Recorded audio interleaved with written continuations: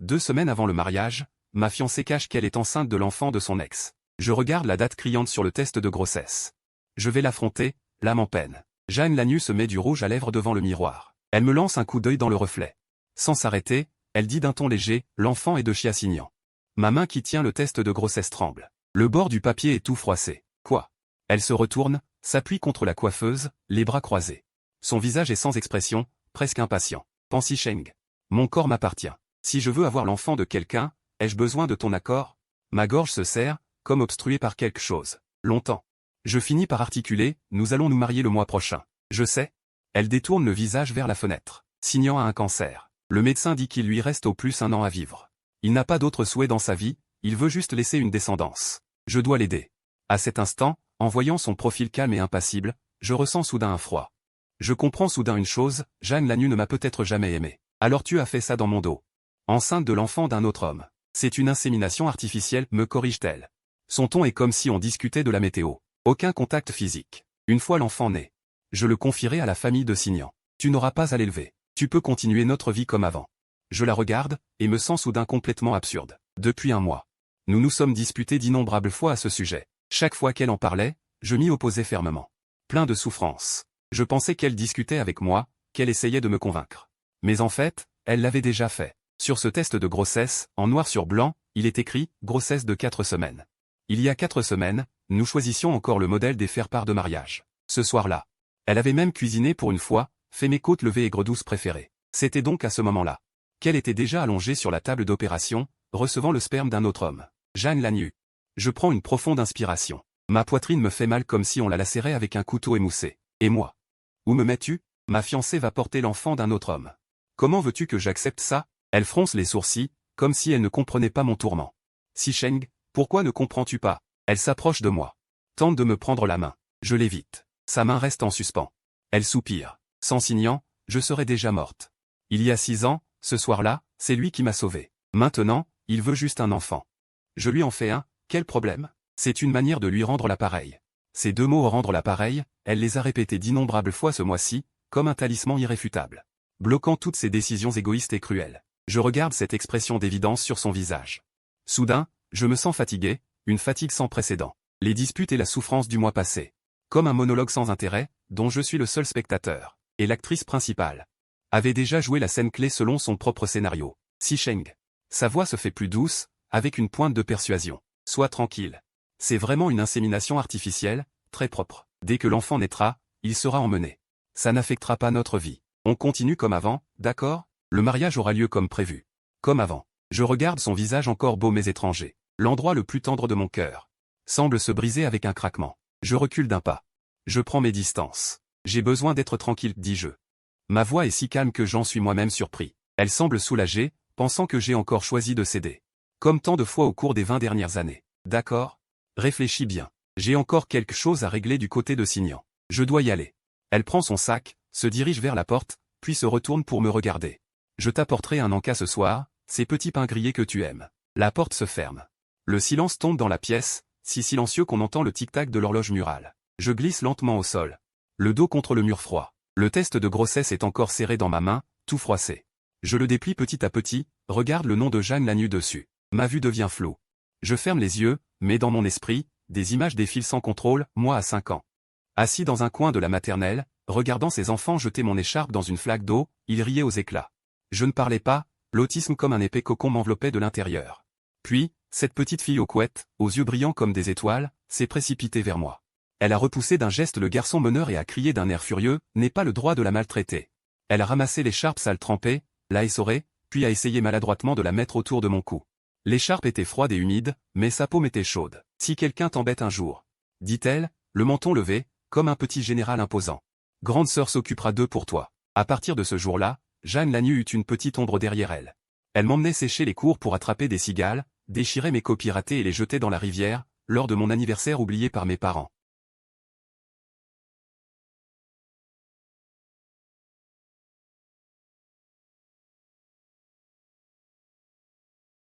Elle m'a vraiment fait prendre plus de 10 kilos en me gavant. Le cocon du silence, dans son bruit et sa chaleur quotidien.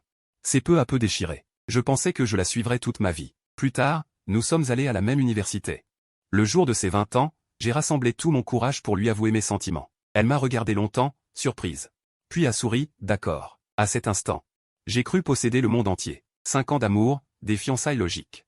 J'avais planifié en secret pendant 2 mois, demander sa main en mariage au bord de la mer avec des feux d'artifice et des pétales. Elle portait la bague. Sous les acclamations de nos amis, elle a souri et hoché la tête. Je pensais que le bonheur avait cette forme. Soudain, mon téléphone a vibré, me tirant de mes souvenirs. C'était un MMS d'un numéro inconnu. Je l'ai ouvert, encore une fiche d'examen de grossesse, le même nom. La même date. En dessous, une ligne, frère Chen. Merci de nous avoir accordé cela. Lannu et l'enfant, je les chérirai tous les deux. Bien sûr, dans le temps limité qui m'est imparti. Chiasignan. La corde trop tendue dans ma tête depuis si longtemps a enfin cédé. J'ai regardé ces mots. Longtemps, puis le coin de mes lèvres a commencé à se relever, malgré moi. D'abord un rire bas, puis le son a grossi, j'ai ri à en trembler de tout mon corps. J'ai ri jusqu'à ce que les larmes jaillissent. Dans le salon vide résonnait mon rire désolé et fou. Comme c'est risible. J'étais comme un idiot, encore en train de lutter douloureusement pour décider si je devais accepter. Alors que, l'un avait déjà conclu, l'autre se précipitait pour exhiber sa victoire. J'ai essuyé mes larmes de rire, me suis relevé en m'appuyant au mur, les jambes un peu engourdies. Mais l'esprit étrangement lucide. Je suis allé dans le bureau, j'ai ouvert le tiroir du bas. Il contenait un document. 6 mois plus tôt, mon directeur de thèse m'avait vivement invité à participer à un projet de recherche scientifique secret au niveau national, dans un laboratoire fermé. Sans pouvoir contacter l'extérieur pendant au moins 1 an. J'avais refusé, sans hésitation. Sous prétexte que j'allais me marier et ne pouvais quitter ma fiancée. J'ai sorti le document. J'en ai chassé la poussière inexistante, puis j'ai pris mon téléphone et composé un numéro. Sœur aînée, ma voix était calme et plate, j'ai réfléchi. Je participe au projet du professeur. De l'autre côté du téléphone, ma sœur aînée était surprise. Sichan? Es-tu bien sûr? Une fois entré, au moins 1 an. Peut-être 2 ou 3. Et le mariage? Le mariage est annulé. Dis-je. Je viendrai au laboratoire dans 15 jours. J'ai raccroché. Je me suis approché du calendrier. Le mois prochain, la date était entourée en rouge. Avec un petit cœur dessiné à côté. J'ai pris un stylo noiré, sur ce cercle rouge. J'ai tracé une grosse croix. Le lendemain, je suis directement allé au laboratoire. Ma sœur aînée, en me voyant, était à la fois inquiète et perplexe. Sichan? Ne fais rien d'impulsif. Le projet du professeur est fermé, une fois entré, tu ne peux plus sortir à ta guise. Les communications sont strictement contrôlées. Tu disais avant que tu ne pouvais pas te séparer de Jeanne Lannu? Maintenant, je peux. J'ai pris la lettre d'intention de sa main et j'ai signé proprement. J'ai lu tout le contrat, pas de problème. Dans 15 jours, je pourrai entrer au laboratoire à l'heure. Ma sœur hésita, le professeur a dit. Que si tu n'es pas venu avant à cause du mariage et que maintenant tu as changé d'avis, elle peut faire une exception. Laissez-vous profiter de votre lune de miel après le mariage avant de venir. Reporter d'1 mois est aussi acceptable, pas besoin. Je secoue la tête et lui rends le document signé. Ce sera dans 15 jours. À ce moment-là, ma collègue me regarde, hésitant à parler. Finalement, elle soupire juste, d'accord, c'est ta propre vie. Décide toi-même. Je vais en parler au professeur. En sortant du laboratoire. Le ciel est encore clair, le soleil un peu éblouissant. Je plisse les yeux. J'ai soudain l'impression d'être dans une autre vie. Le mois dernier, je me suis enfermé dans cette maison. Pleine de disputes et d'étouffements, comme un prisonnier mourant. Et maintenant, juste après avoir pris une décision, ma respiration est devenue beaucoup plus libre. Apparemment, quitter quelqu'un qui ne t'aime pas. La première étape n'est pas la douleur, mais un soulagement. J'ai pris la voiture pour aller dans un célèbre restaurant privé du sud de la ville, où j'avais réservé une table il y a 1 mois. Je voulais y emmener Jeanne Lannu avant le mariage. Elle disait toujours qu'elle était trop occupée, pas le temps. Maintenant, j'y vais seul. Le restaurant a une ambiance élégante et ancienne. Un serveur me conduit à une table près de la fenêtre. Je m'assois, à peine j'ouvre le menu, Lannu. Goûte ça, je me souviens que tu aimes ça. Une voix familière, comme une aiguille fine, me transperce soudainement l'oreille. Je lève la tête et regarde. Dans une banquette contre le mur, légèrement en diagonale derrière moi, Jeanne Lannu et Chiasignan sont assis côte à côte, plusieurs plats sur la table. Chiasignan prend un morceau de lotus farci de riz glutineux et le tend à la bouche de Jeanne Lannu. Elle sourit. Le mange avec ses baguettes. À côté d'eux sont assis 2 hommes, qui semblent être des amis de Chiasignan. L'un d'eux, aux cheveux jaunes et costauds, les taquine. Oh. Niangé, ta femme est vraiment attentionnée. Quel beau couple. Quand nous inviterez-vous au vin de mariage? Chiasignan sourit, bientôt, bientôt. Vous serez invité, c'est sûr. L'autre enchaîne, c'est vrai. Tu vas être père, double bonheur, Niangé. Tu dois être aux anges, non? Chiasignan ne nie pas, il sourit juste. Son regard vers Jeanne Lannu est si doux qu'il pourrait en pleurer. Elle baisse la tête. Une rougeur lui monte aux joues, elle lui donne un petit coup, murmurant d'un ton faussement fâché. Ne dis pas n'importe quoi. Elle n'a pas nié le terme « femme », elle n'a pas nié le double bonheur. Elle a même tacitement accepté sa relation de couple avec Chiasignan. Je reste assis sur place. Le sang me monte soudain à la tête, puis gèle en 1 seconde. Mes oreilles bourdonnent. Tous les bruits autour s'effacent, il ne reste plus que le battement lourd et lent de mon cœur dans ma poitrine. 5 ans d'amour. Dans la bouche des autres, deviennent la belle histoire de 6 mois avec Chiassignan. Alors moi, qu'est-ce que je suis? Ces 5 ans, qu'est-ce que ça compte pour moi? Monsieur, monsieur. La voix du serveur me ramène à la réalité. Souhaitez-vous commander? Je sursaute. Et réalise que je me suis levé sans m'en rendre compte. Jeanne Lannu semble avoir entendu l'agitation de mon côté, elle tourne la tête. Nos regards se croisèrent, le sourire sur son visage se figea instantanément, une lueur de panique et de culpabilité traversa rapidement ses yeux. Mais vite, elle détourne le regard, fait comme si elle ne m'avait pas vu. Et se retourne pour murmurer quelque chose à Chiassignan. Lui aussi me regarde. À travers quelques tables, il m'adresse un sourire légèrement provocateur. Je serre le poing. Mes ongles s'enfoncent profondément dans ma paume. Mais l'instant d'après, je relâche. Inutile. Je me rassois, et adresse un sourire figé au serveur, désolé. J'étais distrait. Je vais commander. Je prends quelques plats signature. Les plats arrivent vite, joliment présentés, l'arôme est puissant. J'en prends une bouchée, mais c'est insipide. Apparemment, ce qu'on attend longtemps. Quand on l'obtient vraiment, n'a qu'un goût ordinaire. Comme ce mariage et ce couple que j'attendais depuis 20 ans. Ce repas, je l'ai pris longtemps, mais mangé très peu. En partant, la table de Jeanne Lannu est déjà vide. Tant mieux, cela évite une confrontation gênante en face. De retour dans cette soi-disant maison, vide, d'un froid effrayant. Jeanne Lannu n'est effectivement pas revenue. Mon téléphone reste silencieux, pas un seul message. Soudain, je me rappelle l'après-midi au laboratoire, la dernière question de ma collègue. Sichan, tu ne regrettes vraiment pas? À l'époque, je n'avais pas répondu. Maintenant, je regarde cette pièce qui a abrité 5 ans de mon travail et de mes espoirs. Regarde ses talons jetés négligemment dans l'entrée, le châle qu'elle a laissé sur le canapé, le bubble tea à moitié bu sur la table basse. Dans le terrain vague de mon cœur, une réponse claire a soudainement germé, non, je ne regrette pas. Je prends mon téléphone et compose le numéro du coordinateur de mariage de l'hôtel. Bonjour, monsieur Pan. Le planning du mariage est déjà annulé, je coupe son introduction enthousiaste. Annuler le mariage. Annuler toutes les réservations. Je paierai les pénalités. Un silence de quelques secondes à l'autre bout du fil, puis une voix hésitante, monsieur Pan. Vous voulez dire, annuler le mariage du 10 du mois prochain? Tout annuler? Oui, tout. Très bien, compris. Nous nous en occupons rapidement. Après avoir raccroché, je sens un poids énorme tomber de mes épaules. Je vais dans le salon et commence à ranger, je plie son chalas sur le canapé. Je jette le gobelet de bubble tea à la poubelle, je range ses talons dans le placard. À peine ai-je fini que j'entends la clé tourner dans la serrure. Jeanne Lannu est de retour. Son visage porte la marque de la fatigue. En me voyant, elle esquisse un sourire forcé, « Tu n'es pas encore couché ?» Je réponds d'un « Elle change de chaussures et s'approche pour s'asseoir à côté de moi. Par habitude, elle veut se pencher contre moi. Je me déplace instinctivement un peu. Elle marque un temps d'arrêt.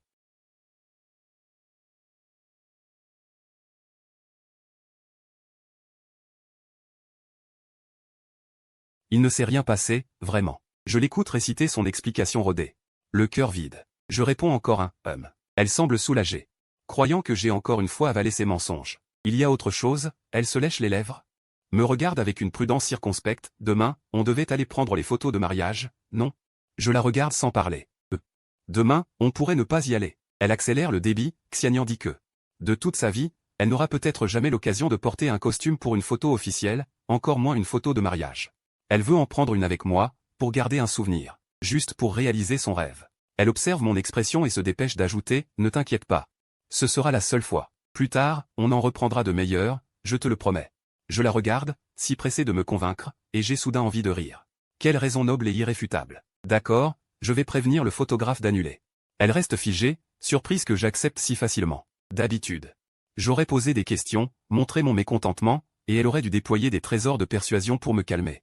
Elle ouvre la bouche, comme pour vérifier quelque chose. Je suis fatigué. Va te reposer tôt. Je me lève et me dirige vers la chambre. Toi aussi, ne veille pas trop tard. Je ferme la porte de la chambre. Dos contre le panneau. La séance photo de demain est temporairement annulée. Raison, changement de programme du mariage. Désolé pour le dérangement. Je paierai les pénalités. J'envoie le message, puis j'éteins mon téléphone et m'allonge, les yeux ouverts fixés au plafond. Le clair de lune filtre à travers l'interstice du rideau, projetant une traînée de lumière blanche et froide sur le sol. Cela faisait longtemps que je n'avais pas été aussi lucide allongé dans le noir. Avant, je m'inquiétais toujours qu'elle rentre tard, qu'elle boive trop, pour sa sécurité. Je dormais mal. Maintenant, ces inquiétudes n'ont plus de raison d'être. Il y a un vide dans mon cœur. Mais étrangement, ce n'est pas douloureux. Au contraire, une sensation de légèreté, comme si tout était retombé. Je sais que dans mon cœur, j'ai déjà commencé, petit à petit, à retirer Jeanne Lannu de cet endroit que j'appelle maison. À commencer par cette photo de mariage qui n'aura pas lieu demain. Le lendemain, je me réveille tôt. Jeanne Lannu est déjà debout, en train de chauffer du lait dans la cuisine. Après m'être lavé, je sors. Elle est appuyée contre le plan de travail, un mug à la main, l'air distrait. Tu es réveillé. Elle me jette un coup d'œil. Le lait est dans la casserole. Le pain est sur la table. Merci, je me sers un verre. M'assois et commence à petit déjeuner. Le silence s'installe. Ce silence est différent. De ces moments de compagnie silencieuse d'avant, il porte une gêne subtile et une distance. Jeanne Lannu tente plusieurs fois de parler. Puis ravale ses mots. Finalement, elle n'y tient plus. Murmure. Sa voix était un peu sèche. Hier, j'ai dit que je m'occupais des photos de mariage. J'ai déjà prévenu le photographe d'annuler. J'ai mordu dans le pain, le ton calme. Elle a baissé la tête. Elle remuait le lait dans sa tasse avec une cuillère, sans parler. Après un long moment. Elle a enfin rouvert la bouche, très doucement. Du côté de Signan. Après les photos, je voudrais l'accompagner à Hokkaido. Il a toujours voulu y aller avant. Il n'a jamais eu l'occasion. Maintenant il ne reste plus beaucoup de temps. Va si tu veux, j'ai enchaîné, et j'ai même souri en la regardant. Ne t'inquiète pas pour le mariage, je m'en occupe. Elle est restée figée, me regardant, le regard complexe. Je la connais trop bien. Elle est habituée à mon anxiété, à mes questions insistantes. À mes compromis. Quand soudain je deviens si compréhensif. Et que je la pousse même vers un autre, elle ne sait plus quoi faire. Le mariage? A-t-elle hésité? Le mariage, on le fera sobrement. Je n'aurai peut-être pas beaucoup de temps. Pour participer aux répétitions et à la préparation. Tu décides, pas besoin de me demander pour tout. D'accord, j'ai hoché la tête en buvant la dernière gorgée de lait. Faire sobrement, comme si elle venait d'achever une tâche difficile. Elle a soupiré de soulagement, mais ses sourcils n'étaient pas tout à fait détendus. Alors, je vais me préparer d'abord. Signan m'attend en bas. Elle a pris son sac.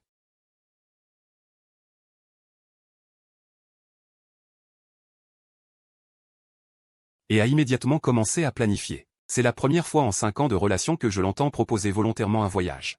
Mais cette fois, j'ai juste souri, sans répondre. Elle a attendu quelques secondes. N'a pas eu de réponse, son regard s'est assombri, elle s'est retournée et a ouvert la porte pour partir. Une fois la porte fermée, mon sourire a disparu. Je suis allé au calendrier. J'ai trouvé demain, et j'ai barré lourdement les mots « photo de mariage » avec un stylo noir. À côté, une date entourée en rouge, plus grande, notre jour de mariage, encore 14 jours. J'ai commencé à ranger mes affaires. Pas comme pour un voyage d'affaires, mais un vrai. Un nettoyage complet. J'ai sorti un grand bac de rangement, en commençant par le salon. Sur la commode du téléviseur, elle était très joyeuse, lui un peu réservée. Le sourire à peine esquissé. J'ai toujours chéri cette photo. J'ai pris le cadre. J'ai essuyé la vitre du doigt, puis je l'ai mis dans le bac. Dans un coin du canapé. Ce projecteur couvert de poussière. Quand je l'ai acheté, j'étais tout excité à l'idée de regarder des films avec elle. Mais elle disait toujours ne pas être intéressée. On ne l'a utilisé qu'une seule fois, jamais rouvert. Et dans l'armoire.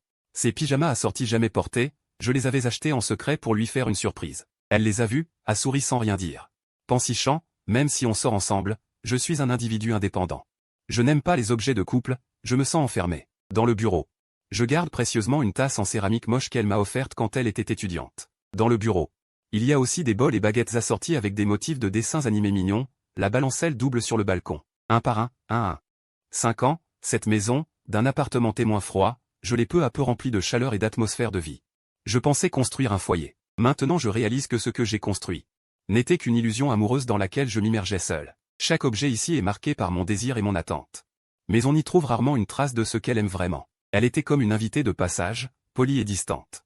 J'ai rangé une grande partie de la journée. Dans le salon, plusieurs gros cartons empilés, un peu en désordre. Mais aussi un vide étrange. Dans l'après-midi, j'ai appelé mon ami d'enfance Jisheng pour m'aider à transporter ces cartons temporairement dans le débarras chez elle. Jisheng a eu un choc en voyant ça. Putain. Pensichant, tu vas vraiment déménager? C'est sérieux? Elle a fait le tour des cartons. Que se passe-t-il entre toi et Jeanne Lannu? La dernière fois au téléphone, tu disais vouloir annuler le mariage. Je pensais que c'était juste une parole en l'air sous le coup de la colère. Je lui ai lancé une bière bien fraîche, et j'en ai ouvert une pour moi. J'ai levé la tête et bu une grande gorgée. Le liquide glacé a glissé dans ma gorge, apportant une brève lucidité.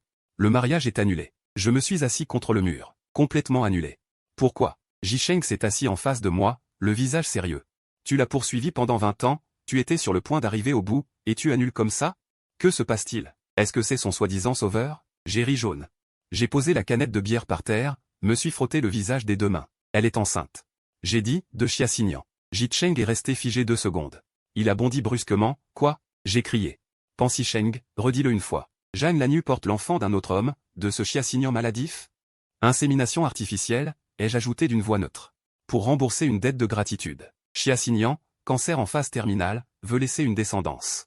Jisheng est resté bouche bée un long moment, me regardant comme si j'étais une immense plaisanterie, mais avec de la compassion.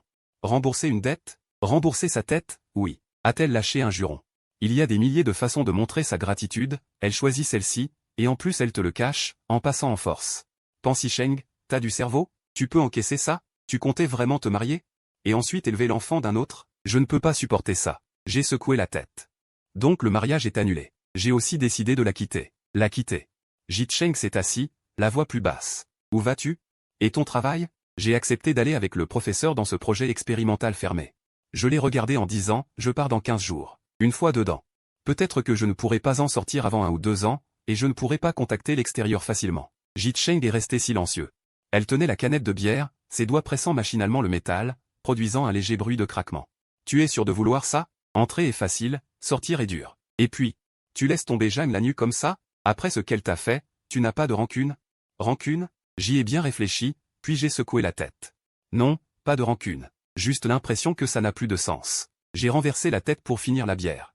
Tu sais, Sheng, le plus dur n'est pas qu'elle porte l'enfant d'un autre, c'est que j'ai réalisé qu'elle ne m'a peut-être jamais aimé. J'ai été comme un idiot, jouant une pièce de 20 ans d'amour profond. Je me suis ému moi-même, mais je n'ai jamais existé à ses yeux. Depuis que Xiaxignan est apparu. J'ai compris, elle n'est pas née froide, elle ne sait pas aimer. Elle ne sait juste pas m'aimer, moi. Maintenant, mon cœur est complètement vide. Sheng m'a regardé. Longtemps après, il a poussé un lourd soupir, pris sa canette et a trinqué avec la mienne. Bon, d'accord. Tu as tout compris. Mon frère, je te soutiens. Si tu as besoin d'aide. Tu me dis à tout moment. Nous avons descendu les cartons un par un, les chargeant dans la voiture de Sheng. Quelques allers-retours, et la pièce devenait visiblement vide. Après avoir accompagné Sheng, je me suis tenu au milieu du salon, regardant autour. La lumière du couchant entrait par les fenêtres, dorant les meubles d'un bord chaleureux. Cette lumière me semblait autrefois incroyablement douce, mais à cet instant, elle n'éclairait qu'un vide. Mais ce vide vaut mieux qu'une chaleur factice. Mon téléphone a vibré, un message de ma sœur aînée. Sheng, le professeur veut que je confirme avec toi, entres-tu selon le calendrier normal du projet? Il implique du contenu hautement confidentiel. Une fois commencé, avant l'obtention de résultats intermédiaires, tu pourrais être totalement coupé du monde extérieur. La durée pourrait dépasser 1 an. Je me suis approché de la fenêtre, regardant en bas dans la résidence.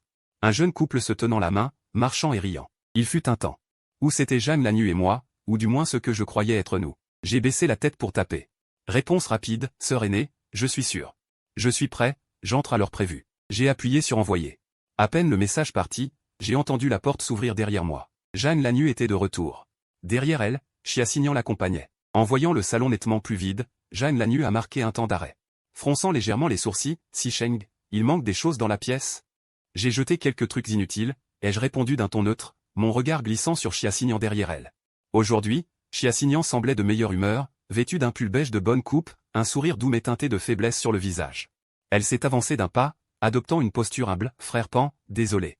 D'arriver sans invitation. Sa voix était sincère, ces derniers temps, je dois beaucoup à la nuit pour ses soins. Et merci de ta compréhension. Je suis venu spécialement aujourd'hui pour t'inviter officiellement à dîner. Pour exprimer ma gratitude. Il se peut que je doive encore vous déranger un moment. En disant cela, ses yeux restent fixés sur moi, avec un regard de vainqueur qui évalue et teste. Elle attend ma réaction. Elle attend que je la teste, ou du moins que je montre de la douleur ou du ressentiment. Mais elle est déçue. Mon cœur est calme, je trouve même cela ennuyeux. Ces dialogues chargés de sarcasme, ces vantardises puériles, à mes yeux qui ai déjà décidé de partir, n'ont aucun sens. Pas besoin de me remercier, dis-je d'un ton distant. Pas besoin de dîner, j'ai quelque chose ce soir. Le visage de Jeanne Lanus s'assombrit immédiatement. Pensichant, dit-elle d'une voix plus haute, pleine de mécontentement. Signan veut sincèrement te remercier. Ce n'est qu'un repas, combien de temps cela peut-il te prendre? Ne sois pas si ingrat, d'accord? La voilà encore, toujours du côté de Xiaxignan.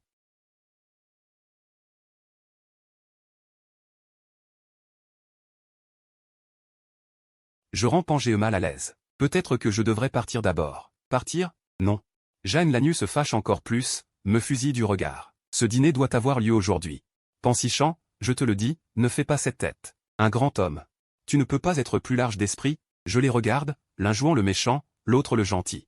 Soudain, je trouve cette scène absurde et ridicule, comme une pièce bien réglée, et moi, le second rôle.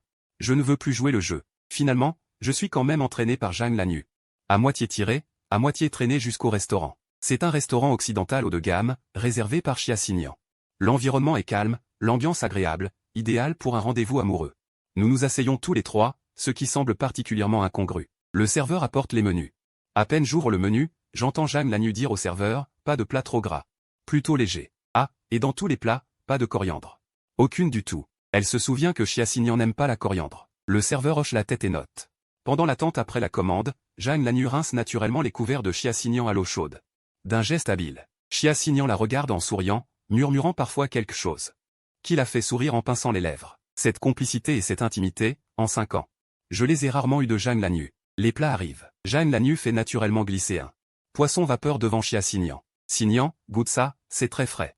Puis elle pousse un plat de homard gratiné au fromage vers moi, Sichen. Celui-ci est pour toi. L'état de santé de Signan actuellement, le docteur déconseille trop de fruits de mer. Je regarde ce homard à l'aspect appétissant, et soudain je n'ai plus aucun appétit. Je suis allergique aux fruits de mer.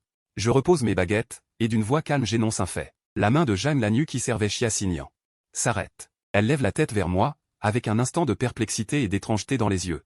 Comme si elle entendait cela pour la première fois. Ses petites préférences sont si claires. L'atmosphère à table devient soudain gênante. Chiassignan s'empresse de sauver la situation. Ah. Lannu, toi aussi, comment as-tu pu oublier l'allergie de Pangée? C'est ma faute? Je n'ai pas demandé en commandant. Serveur, veuillez ajouter 2 plats pour ce monsieur. Sans fruits de mer. Sur le visage de Jeanne Lannu, une lueur à peine perceptible. D'embarras et de regret. Elle ouvre la bouche, mais finalement murmure seulement. Désolé, j'ai oublié. Ce n'est pas grave. Je tords le coin de ma bouche, prends mon verre d'eau, j'ai l'habitude. Ce repas est insipide. Je ne touche presque pas au plat, je bois seulement de l'eau en silence. Regardant les deux en face qui discutent à voix basse. Sur le visage de Jeanne Lannu apparaît parfois un sourire détendu que je n'ai pas vu depuis longtemps. Ainsi, elle est comme ça devant Chiassignan. En cours de route, mon téléphone vibre. C'est un message de ma collègue aînée. Sichen, une dernière confirmation pour le règlement de contrôle des communications de l'expérience fermée. Es-tu sûr de vouloir signer? Cela signifie que pendant longtemps, tu ne pourras contacter ta famille directe que par les canaux restreints internes du laboratoire, avec des communications très brèves. Et surveillées. Je baisse la tête et réponds rapidement, je confirme. Je n'ai plus de conjoint. Ma famille directe comprendra et soutiendra mon choix de travail. J'appuie sur envoyer. À peine je repose le téléphone, j'entends la voix légèrement perplexe de Jeanne Lannu, qui part? Quel laboratoire? Elle n'a entendu que le léger bruit de mes doigts sur l'écran en répondant, et quelques mots flous à la fin. Rien, dis-je en rangeant mon téléphone, le visage impassible. Un ami qui compte étudier à l'étranger. Elle me lance un regard soupçonneux, mais Chiassignan lui parle justement à voix basse. Elle tourna la tête sans insister et termina son repas. Chiassignan appela un chauffeur privé, raccompagna Lannu jusqu'à la porte et recommanda soigneusement au conducteur de rouler doucement. De faire attention à la sécurité. Son air minutieux et attentionné ressemblait à celui d'une épouse accompagnant son mari gravement malade.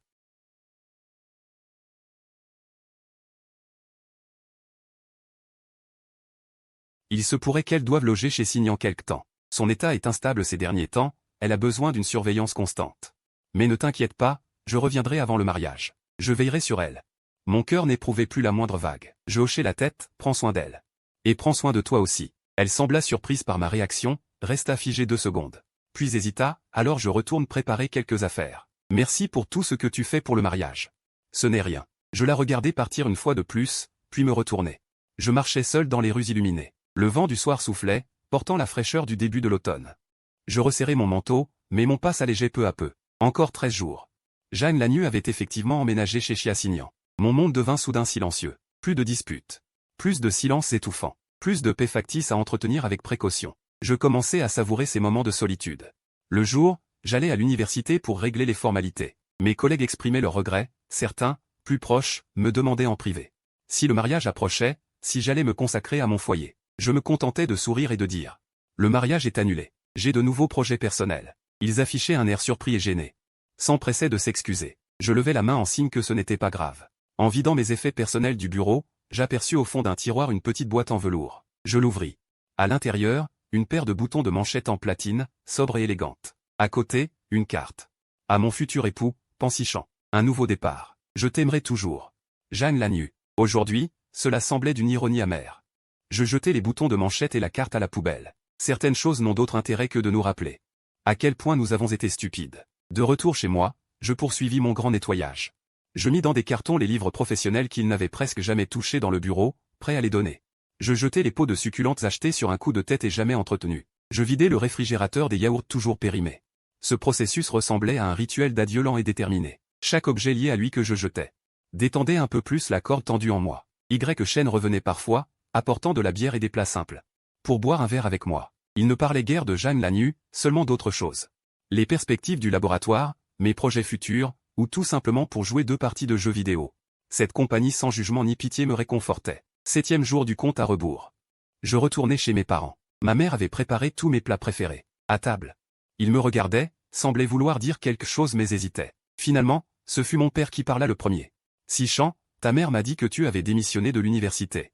Je hochai la tête. J'ai accepté de rejoindre le professeur Lee pour son projet de recherche en laboratoire fermé. Je pars dans quelques jours. Ma mère reposa immédiatement ses baguettes, le regard inquiet. Et Lanyu, vous n'allez pas bientôt vous marier? Si tu pars pour plusieurs années. Que va-t-elle devenir, ce mariage? Maman. Je l'interrompis, m'efforçant de garder un ton calme. Le mariage est annulé. Jeanne Lanyu et moi, nous avons rompu. Le silence s'abattit sur la table. Mes parents échangèrent un regard, leurs yeux emplis de choc et d'incompréhension profonde. Pourquoi? Ma mère s'énerva, tout allait bien, comment ça se fait que? Vous vous êtes disputés? Sichan, dans un couple. Les heurts sont normaux. Tu ne peux pas agir sur un coup de tête? Maman. Ce n'était pas de l'impulsion. En les regardant, je ressentis une certaine amertume. Mais c'était surtout du soulagement et de la sérénité. Il y avait entre nous certains problèmes irréconciliables. Continuer ainsi serait une torture pour nous deux. Se séparer était mieux pour nous. Je ne leur ai pas révélé la vérité sur la grossesse de Jeanne Lanyu. Ils sont âgés, inutile de les attrister ou de les fâcher avec ces histoires. Qu'ils pensent que c'était une incompatibilité de caractère. Papa resta silencieux longtemps, mais finit par ne rien dire de plus.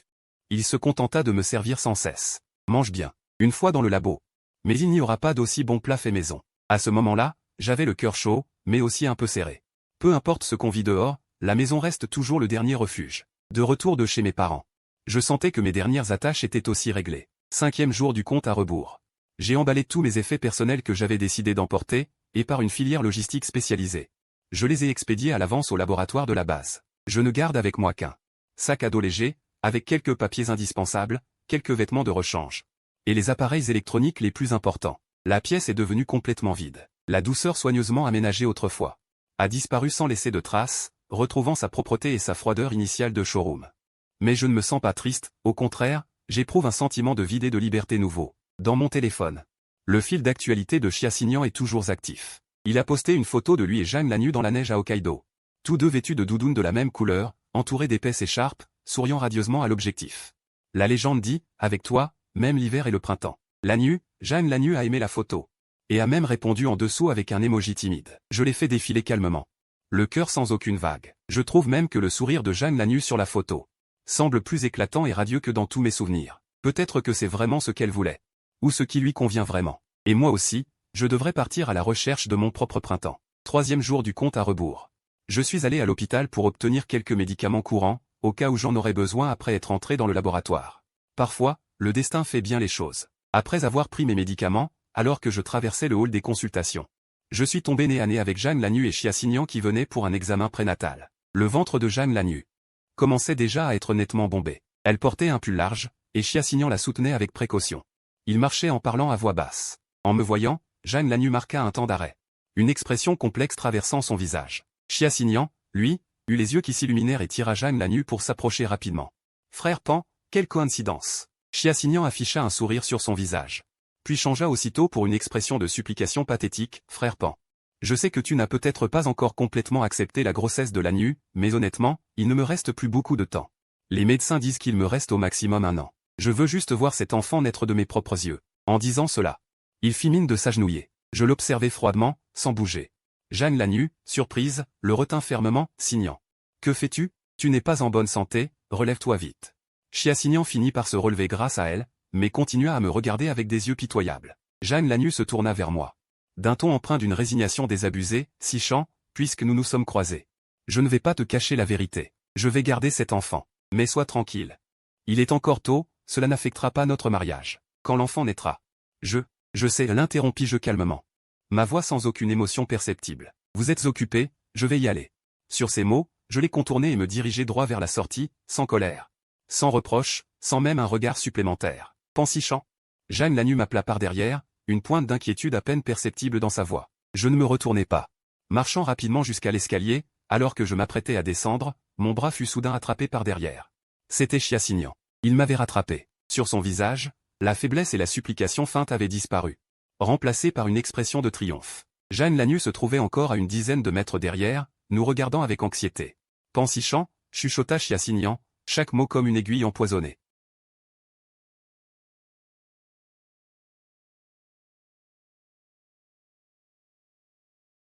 Je le regardai, et soudain, je le trouvais pitoyable. Usé de toutes ses manœuvres. Pour ne conquérir qu'un sentiment basé sur le mensonge et la culpabilité, et un enfant destiné à être sans père. Je dégageai violemment sa main, ne voulant pas m'embarrasser avec lui. Cependant, au moment où je le repoussais, Chiassignan poussa soudain un cri exagéré et se jeta en arrière. En direction des marches de l'escalier. Mes pupilles se contractèrent, mon corps réagit avant ma pensée. Et instinctivement je tendis la main pour attraper son bras, le tirant fermement vers moi. Chiassignan se stabilisa. Haletant, encore sous le choc. À cet instant, Jeanne Lannu arriva en courant. Ce qu'elle vit, ce fut moi tenant le bras de Chiassignan. Tandis que Chiassignan, le visage blême, pensichant, « Qu'est-ce que tu fais ?» Il a poussé un cri. « Tu l'as repoussé. » J'ai soutenu Chiassignan. Son visage était plein d'effroi et de colère. « Tu voulais le pousser en bas. Comment peux-tu être si méchante ? C'est encore un malade. » Je regardais le visage de Jeanne Lannu, déformé par la colère. En écoutant ses reproches aveugles, le dernier reste de chaleur dans mon cœur s'est complètement refroidi. 20 ans de lien, 5 ans de vie quotidienne, n'ont pas réussi à obtenir la moindre confiance de sa part. C'est lui qui n'a pas tenu debout. Ma voix était glaciale. Incroyable.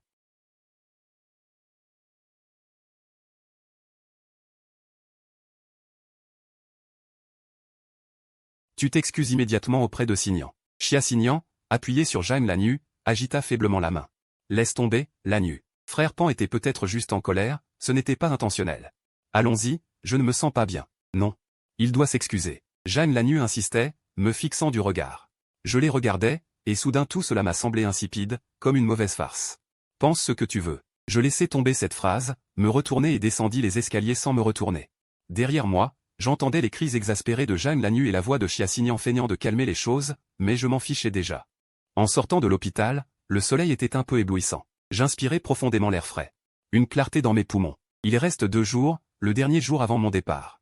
Jeanne Lannu est rentrée de façon inattendue. Elle avait mauvaise mine, les yeux pleins de fatigue et une colère à peine dissimulée. Dès qu'elle est entrée, elle a jeté son sac lourdement sur le canapé. « Signan est hospitalisé », dit-elle d'emblée. Très en colère. « Après ce que tu lui as fait à l'hôpital ce jour-là, il est rentré et ne s'est pas senti bien. Pensichant, elle est en phase terminale d'un cancer, tu ne peux pas être un peu plus généreux ? Séduis un peu, tu dois vraiment chipoter ?» J'étais assis sur le canapé. Je feuilletais une revue professionnelle, sans lever la tête. Généreux ? Je pense que j'ai déjà été assez généreux, assez pour permettre à ma fiancée d'avoir un enfant pour un autre homme. Assez généreux pour abandonner les photos de mariage et la lune de miel, assez généreux pour céder même le statut de fiancé. J'étais prêt à le laisser à quelqu'un d'autre. Nous, elle et moi, nous nous sommes regardés. Elle aussi s'apprêtait à dire ces mots qu'elle aurait dû dire depuis longtemps. Le téléphone de Jeanne Lannu sonna. Elle jeta un coup d'œil à l'écran d'appel, son visage changea immédiatement, une expression de tension et d'inquiétude concentrée. Elle décrocha rapidement le téléphone. « Allô, Signan ? Qu'est-ce qui se passe ? Quoi ? Attends-moi, j'arrive tout de suite. » Elle raccrocha, attrapa le sac qu'elle venait de jeter sur le canapé, et tout en enfilant rapidement ses chaussures, elle me dit. « L'état de Signan n'est pas bon, je dois y aller immédiatement. Demain. Demain avant le mariage, je serai de retour. N'oublie pas de m'attendre, dit-elle d'un ton pressé. Avec un ordre qui ne souffrait aucune contestation, comme si j'étais encore ce logisticien qui s'occupait de tout pour elle sans condition. La porte claqua. La pièce se retrouva de nouveau vide, seulement moi. Je m'approchai du calendrier. Je regardai la date entourée en rouge. Demain. Je pris un stylo noir, et sur ce chiffre, je traçai à nouveau une lourde croix. Puis, dans l'espace vide à côté, j'écrivis soigneusement. Jeanne Lannu, rompons. Le mariage est annulé. Prends soin de toi. Je remis le calendrier à l'endroit le plus visible de la table basse. Après avoir fait tout cela, je regardais autour de moi cette pièce où j'avais vécu 5 ans. Pas de regret, seulement un sentiment de libération totale. Je retournai dans la chambre, sortis le sac à dos préparé depuis longtemps, vérifiai les papiers. Le billet d'avion et le laissez-passer pour le laboratoire du professeur. Tout était prêt. Je m'assis sur le canapé du salon, éteignis la lumière, et attendis silencieusement dans l'obscurité. Attendant que le temps s'écoule seconde par seconde, attendant que minuit arrive, attendant ce moment où je partirai définitivement. De la nuit profonde à l'aube, la fenêtre passa du noir absolu à une lueur blanchâtre. Puis les premières lueurs de l'aube apparurent. Le réveil de mon téléphone sonna, 6 heures du matin. Je me levai, jetai un dernier regard sur cette pièce, mes yeux balayèrent la table basse où se trouvait le calendrier avec le message de rupture. Puis je mis mon sac sur le dos et ouvris doucement la porte. Je la refermai doucement, sans me retourner. Sur le chemin en taxi vers l'aéroport. Je regardais cette ville familière s'éveiller dans la lumière du matin. Autrefois, tout ici avait un sens à cause de mon lien avec Jeanne Lannu. Maintenant, ce n'était plus qu'un paysage. Arrivé à l'aéroport, j'ai pris ma carte d'embarquement, passé la sécurité.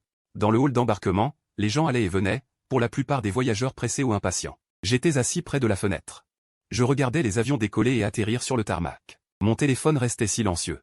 Jeanne Lannu ne m'avait envoyé aucun message. Elle était probablement encore au chevet de Chiassignan, à prendre soin de lui. C'était mieux ainsi. L'annonce d'embarquement retentit. Je me levai. Suivant la foule vers la porte d'embarquement, avant d'entrer dans la passerelle, je sortis mon téléphone. Je désactivai les données mobiles, le Wi-Fi et le Bluetooth, puis je mis le téléphone en mode avion. Adieu Roncheng. Adieu Jeanne Lannu. Adieu. Mon amour unilatéral de 20 ans. L'avion s'élança dans le ciel, perçant les nuages.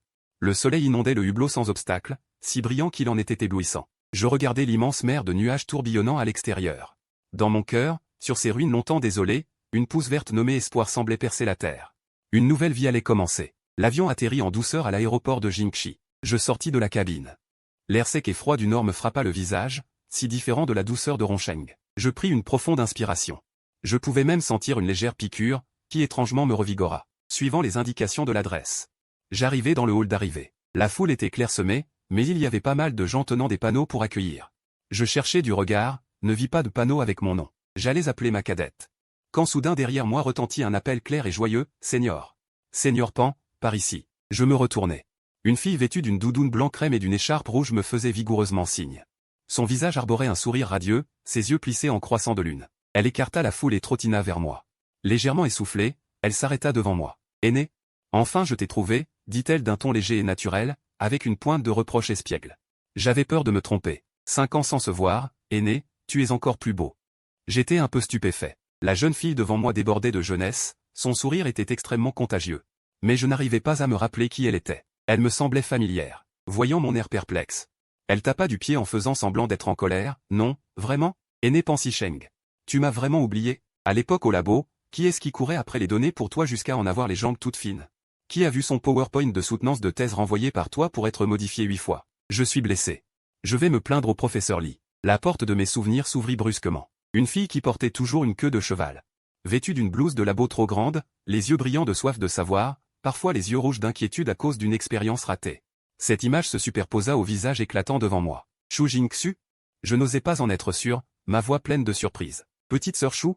C'est vraiment toi? Tu as tellement changé que je ne t'ai pas reconnu tout de suite. » Il y a 5 ans, j'étais en 3e année de master, elle était admise sur dossier pour devenir master du professeur Lee. À l'époque, j'étais occupé par mon sujet de thèse et ma demande d'études à l'étranger.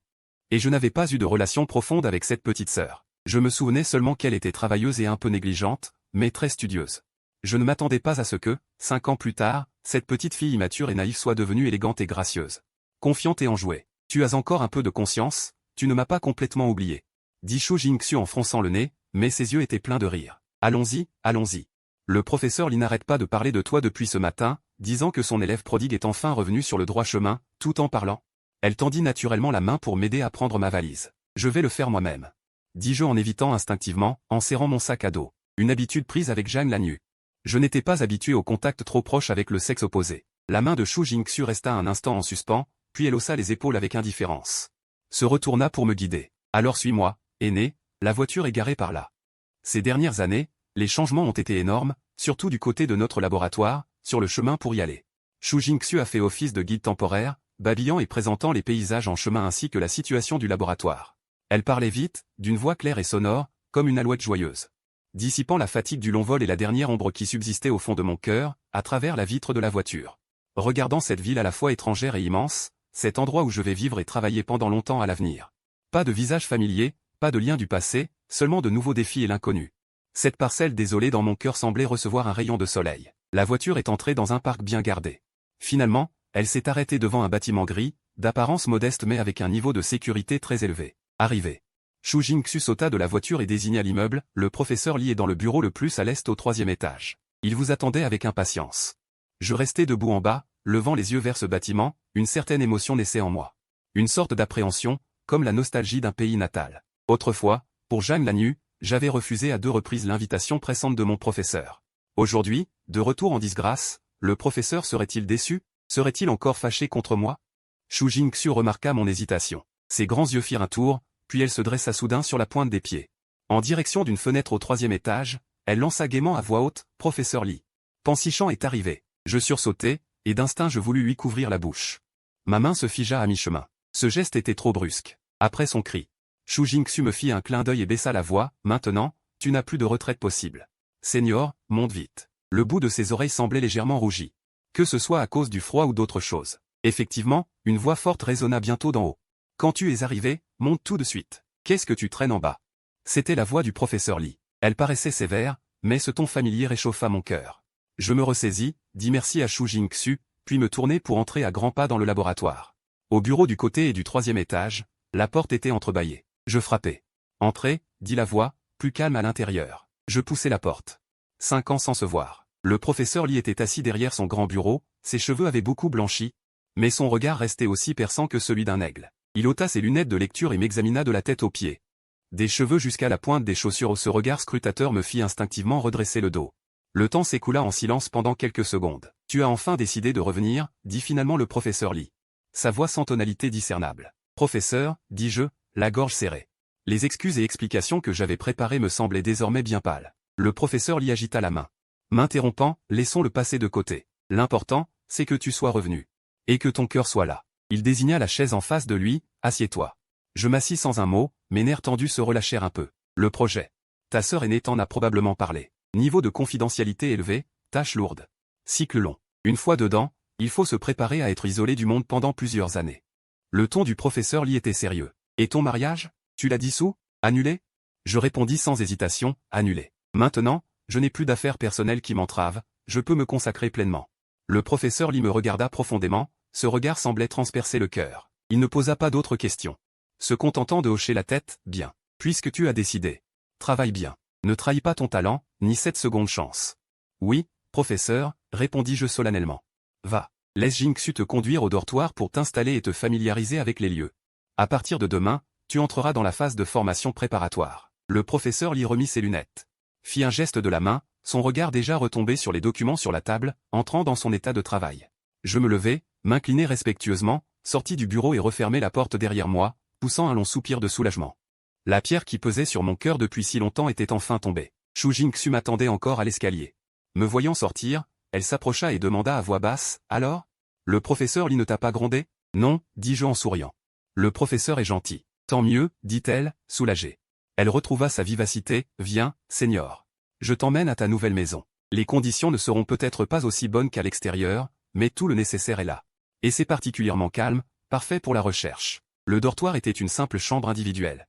Pas grande, mais propre et bien rangée, avec salle de bain privée. Fenêtre claire, vue sur la verdure du campus et les contours lointains des montagnes. Je posai mon sac et regardai autour de moi. Ici, il n'y avait aucune trace de Zhang Lanyu. Aucun poids du souvenir, seulement l'air qui m'appartenait à moi. Senior, installe-toi d'abord et repose-toi. À l'heure du dîner, je viendrai te chercher pour te montrer le chemin de la cantine. Shu Jingxu vérifia l'eau et l'électricité. Donna quelques instructions, puis s'en alla avec attention. La porte se ferma. Le monde s'est complètement calmé. Je me suis approché de la fenêtre, regardant le ciel lointain se teinter peu à peu du crépuscule. Une paix pure a lentement empli mon cœur. Depuis que j'ai quitté la maison de Ronsheng hier soir jusqu'à maintenant. Je n'ai presque pas fermé l'œil. Maintenant que je me détends, la fatigue déferle sur moi comme une marée. Je n'ai même pas pris le temps de défaire mes bagages, je me suis allongé tout habillé sur le lit. L'oreiller dégageait l'odeur sèche du soleil. J'ai fermé les yeux et j'ai rapidement sombré dans l'obscurité. Ce sommeil fut d'une profondeur incomparable. Jusqu'à ce qu'une sonnerie de téléphone persistante me réveille. À moitié endormi, j'ai tâtonné pour attraper mon téléphone. Sans même ouvrir les yeux, par habitude, j'ai glissé pour répondre. « Pansichan? Où es-tu allé ?» La voix de Zhang Lanyu a percé mon tympan à travers l'écouteur, chargé d'une colère à peine contenue et d'une pointe de panique. Je me suis réveillé brusquement. J'ai ouvert les yeux, jeté un coup d'œil au numéro inconnu sur l'écran. Puis regardé par la fenêtre. Il faisait déjà nuit. J'avais dormi plusieurs heures. C'est écrit clairement sur le calendrier, ai-je dit en me redressant. Ma voix était un peu rauque à cause du réveil. Mais le ton était froid. Zhang Lanyu, nous avons rompu. Rompu? Je n'ai pas accepté, a-t-il élevé la voix. Pansichan, qu'est-ce que tu veux dire? Disparaître le jour du mariage, laisser un simple bout de papier, et c'est ça la rupture? Tu me prends pour quoi? Tu dois t'expliquer clairement. En l'entendant me questionner avec tant d'assurance. La dernière parcelle d'agacement en moi, née d'avoir été réveillée, s'est transformée en une indifférence glaciale. T'expliquer clairement? J'ai esquissé un sourire, même s'il ne pouvait pas me voir. Tu portes l'enfant de Xia Xinyan, mais tu voulais m'épouser. Est-ce que j'ai besoin d'être plus clair que ça? Un silence soudain à l'autre bout du fil. Puis, sa voix a repris, mais plus basse. Pleine d'incrédulité. C'est à cause de cet enfant? Je t'ai dit, c'était pour rembourser une dette. C'est une insémination artificielle, l'enfant sera confié après la naissance. Pansichan? Pourquoi es-tu si mesquin? Oui, je suis exactement aussi mesquin. Ai-je suivi son fil, trop lasse pour argumenter. Je ne peux pas accepter que ma femme porte l'enfant d'un autre. Est-ce que cette raison est suffisante? Elle a semblé à court de mots. Sa respiration était un peu lourde. Où es-tu? Je veux te voir. En face à face? Inutile. J'ai refusé net. Finissons en bons termes, gardons un peu de dignité. Ne me contacte plus. Sur ces mots, sans attendre sa réaction, j'ai directement raccroché. Puis j'ai ouvert l'historique des appels. Et j'ai ajouté ce nouveau numéro à ma liste noire. J'ai ouvert au chat. Il y avait bien des dizaines de messages non lus, de Jeanne Lagnu. Du matin, demandant les préparatifs du mariage. À plus tard, me demandant où j'étais, puis toutes sortes d'émotions se succédant. J'ai jeté un coup d'œil rapide. Sans en ouvrir aucun, et j'ai directement glissé son chat dans la liste noire. Après tout cela, j'ai mis mon téléphone en silencieux et l'ai jeté de côté. Le monde est revenu au silence. Mon cœur était d'une clarté totale, plus aucune vague. Après avoir complètement coupé tous les liens avec le passé, je suis vraiment entré dans le nouveau rythme du laboratoire. La période de formation préparatoire était intense et enrichissante. J'apprenais les nouvelles normes expérimentales et les règles de sécurité. Xu Jingxu était l'une de mes guides. Sa connaissance de ce vaste projet m'a étonné. Elle n'était plus cette junior qui avait besoin de mon aide pour analyser les données. Elle était capable de prendre les choses en main, et même dans certains domaines pointus, elle était mon aînée. Senior, ces données de simulation de la voie de réaction, je pense qu'il y a peut-être une possibilité d'optimisation ici, a-t-elle dit en pointant l'écran d'ordinateur. Le regard concentré, ses doigts glissant légèrement, ses explications claires et précises. Au travail, elle était sérieuse, professionnelle, méticuleuse. Pendant les pauses, elle retrouvait sa nature enjouée. Elle partageait avec moi quel plat était bon à la cantine. Se plaignait des petits dysfonctionnements des appareils, et quand je fronçais les sourcils devant des formules complexes, elle me tendait un café chaud. Senior, pour vous requinquer. Le professeur l'y a dit. Qu'il fallait bien protéger ce cerveau, c'est le trésor de notre groupe. Ses yeux riaient en amande. Faisant des plaisanteries sans conséquence. Sa proximité et son attention étaient naturelles et ne franchissaient pas les limites. Comme un soleil d'hiver, chaud mais sans brûler. J'ai peu à peu pris l'habitude de sa présence. Et j'ai commencé à répondre à ses plaisanteries, et même à lui offrir spontanément mon aide quand elle rencontrait une difficulté. C'était un mode de relation sain, sans compromis ni sacrifice unilatéral. J'ai découvert que je n'avais pas ressenti depuis longtemps un tel plaisir pur, pour le travail lui-même, et pour une interaction égalitaire et amicale avec autrui. Juste avant le début officiel de l'expérience fermée, nous avions une petite période de temps relativement libre. Xu Jingxu proposa d'essayer d'acheter quelques articles personnels. En profitant pour ressentir l'atmosphère animée de la ville, nous sommes allés dans un très grand supermarché. Nous déambulions entre les rayons. En voyant la multitude de produits et les allées et venues des gens affairés par la vie, j'eus une sensation d'étourdissement, comme si je revenais parmi les vivants. Maître, tu achètes cette marque de shampoing? On dit qu'elle est plutôt bonne. Maître, tu veux acheter des snacks? Pour grignoter si tu as faim en travaillant tard le soir. Waouh, ces fruits ont l'air super frais. Maître, tu aimes les oranges? Elle était légère, comme un petit oiseau joyeux. Je poussais le caddie derrière elle. En la voyant comparer soigneusement les articles, se retournant de temps en temps pour solliciter mon avis, un coin de mon cœur s'adoucit discrètement. Ainsi était la vie normale, quelqu'un avec qui partager, avec qui discuter, pleine de petites choses insignifiantes mais d'une chaleur authentique. À la caisse, elle insista pour payer. La dernière fois, tu m'as aidé avec ce problème de données, considère ça comme un remerciement. Je l'arrêtai et insistai pour payer moi-même, tu es la guide. C'est normal que tu prennes soin de moi. Et puis, je suis le senior, ce n'est pas à la cadette d'inviter. Elle ne put me convaincre et abandonna, mais le coin de ses lèvres se releva haut. Alors, la prochaine fois, c'est moi qui invite. Maître, tu ne pourras pas te défiler. D'accord, répondis-je en riant. Sur le chemin du retour, nous portions de gros sacs et discutions en marchant. Elle racontait les tendances pendant l'expérience, je partageais quelques anecdotes de mes séjours à l'étranger. Les sujets étaient légers. L'ambiance était harmonieuse. En arrivant à l'entrée du campus, nous croisâmes le professeur Li qui se promenait les mains dans le dos. Bonjour, professeur, dîmes-nous à l'unisson. Le professeur Li nous regarda. Puis regarda ce que nous tenions dans nos mains. Un sourire à peine perceptible apparut sur son visage. Il hocha la tête. MMH, je compris soudain la signification de ce sourire. Il n'était pas seulement mon directeur de thèse, mais aussi comme un père, espérant voir son étudiant, qui avait autrefois pris un mauvais chemin, vraiment s'en sortir. Trouver sa propre vie et sa direction. Le jour du lancement officiel de l'expérience arriva. Avant d'entrer dans la zone centrale de l'expérience, nous devions remettre tous nos appareils de communication personnelle, signer l'accord de confidentialité finale, et subir le dernier contrôle de sécurité et de vérification d'identité. Un long couloir, d'épaisses portes anti-émeutes, des caméras de surveillance et des détecteurs partout. Cet endroit serait totalement isolé du monde extérieur. Debout devant la dernière porte, je me retournai pour regarder le chemin parcouru. Le couloir était vide, la lumière blanche et froide. Il reliait toute ma vie des 30 dernières années. Ainsi que le rêve finalement brisé. Puis je me tournai vers l'avant. La porte coulissa lentement des deux côtés, révélant un immense espace expérimental rempli d'instruments de précision. Mes collègues, vêtus d'uniformes de laboratoire, étaient déjà à leur poste. L'air était imprégné d'une atmosphère à la fois sérieuse et excitante. Xu Jingxu se tenait devant un poste de travail non loin de là, me fit un geste d'encouragement, les yeux brillants. Je pris une profonde inspiration et franchis la porte. Derrière moi, la porte se referma silencieusement, coupant totalement avec le passé. Devant moi s'étendait un avenir plein d'inconnus et de défis, mais aussi pur et vaste. Je savais qu'une nouvelle vie commençait vraiment à cet instant. Le temps fila dans une quête concentrée. Les jours au laboratoire étaient à la fois monotones et bouillonnants. Les contacts avec l'extérieur étaient réduits au minimum. De temps en temps, je donnais des nouvelles à mes parents via les canaux internes, apprenant qu'ils étaient en bonne santé, ce qui me rassurait. Comment le monde fonctionnait au-delà des murs du laboratoire semblait très lointain. Jusqu'à une certaine nuit. Après avoir résolu un problème clé d'affilée, l'équipe éclata en une acclamation longtemps contenue. Le professeur Lee, pour une fois, afficha un sourire franc. Il annonça que les objectifs de la première phase du projet avaient été dépassés. La corde tendue depuis près de 2 ans pouvait enfin se relâcher temporairement. Peu après, je reçus une notification, grâce à ma contribution exceptionnelle lors de la première phase. J'obtenais des vacances assez longues. Je pouvais choisir de rester à la base pour me reposer ou demander à sortir. Sans presque aucune hésitation, je choisis de retourner à Rongsheng. 2 ans d'absence. Dire que cela ne me manquait pas aurait été faux. Mes parents me manquaient, mes vieux amis me manquaient, ainsi que l'odeur familière de cette ville. Plus important encore, je voulais y retourner avec un moi entièrement nouveau. La veille du départ, Shu Jingxu frappa à la porte de mon dortoir.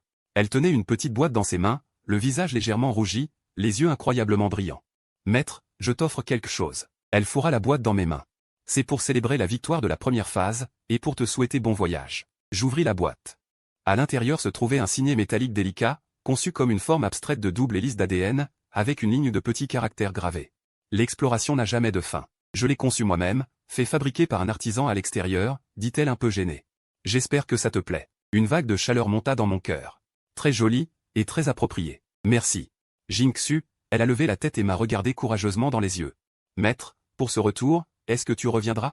J'ai été interdit un instant, puis j'ai compris son inquiétude et j'ai souri. Bien sûr que je reviens, dès la fin des vacances. Le cahier de mission de la deuxième phase. Je l'ai déjà lu en entier. Elle a clairement poussé un soupir de soulagement, son sourire est redevenu radieux.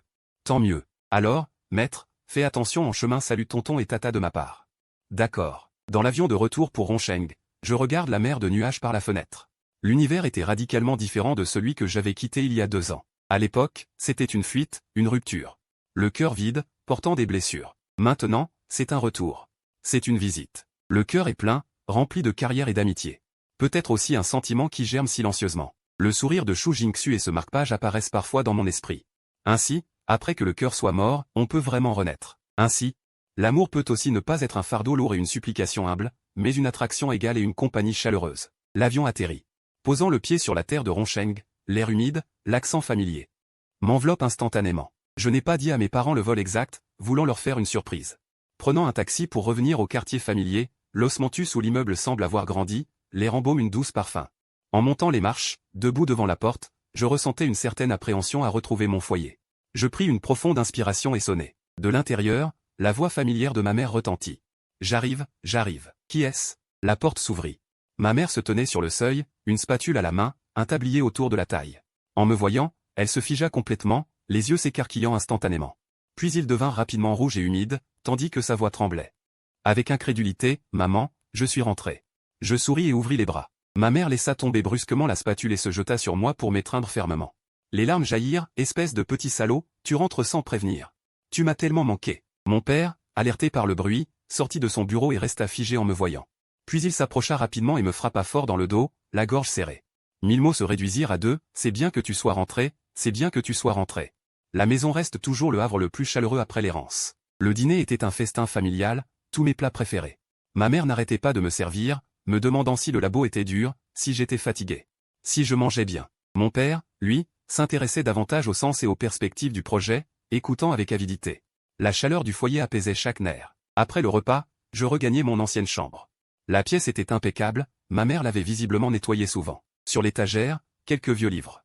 Sur le bureau, une photo de Jeanne Lannu et moi au lycée. Maman ne devait pas connaître les détails de notre rupture. La photo était encore là. Je m'approchai et pris le cadre. Je le regardai quelques secondes. Sur la photo, l'adolescent suivait des yeux la fille à ses côtés avec attention. La fille regardait l'objectif, souriant radieusement, mais ses yeux ne reflétaient pas la présence de l'autre. Tout était déjà perceptible, mais j'avais refusé de le voir. Je reposai doucement le cadre face contre la table. Que le passé reste définitivement derrière. Mon téléphone vibra, un message de Jishen. Une série de points d'exclamation, putain, Pansy Sheng. T'es vraiment revenu? Dépêche-toi, les potes organisent une soirée.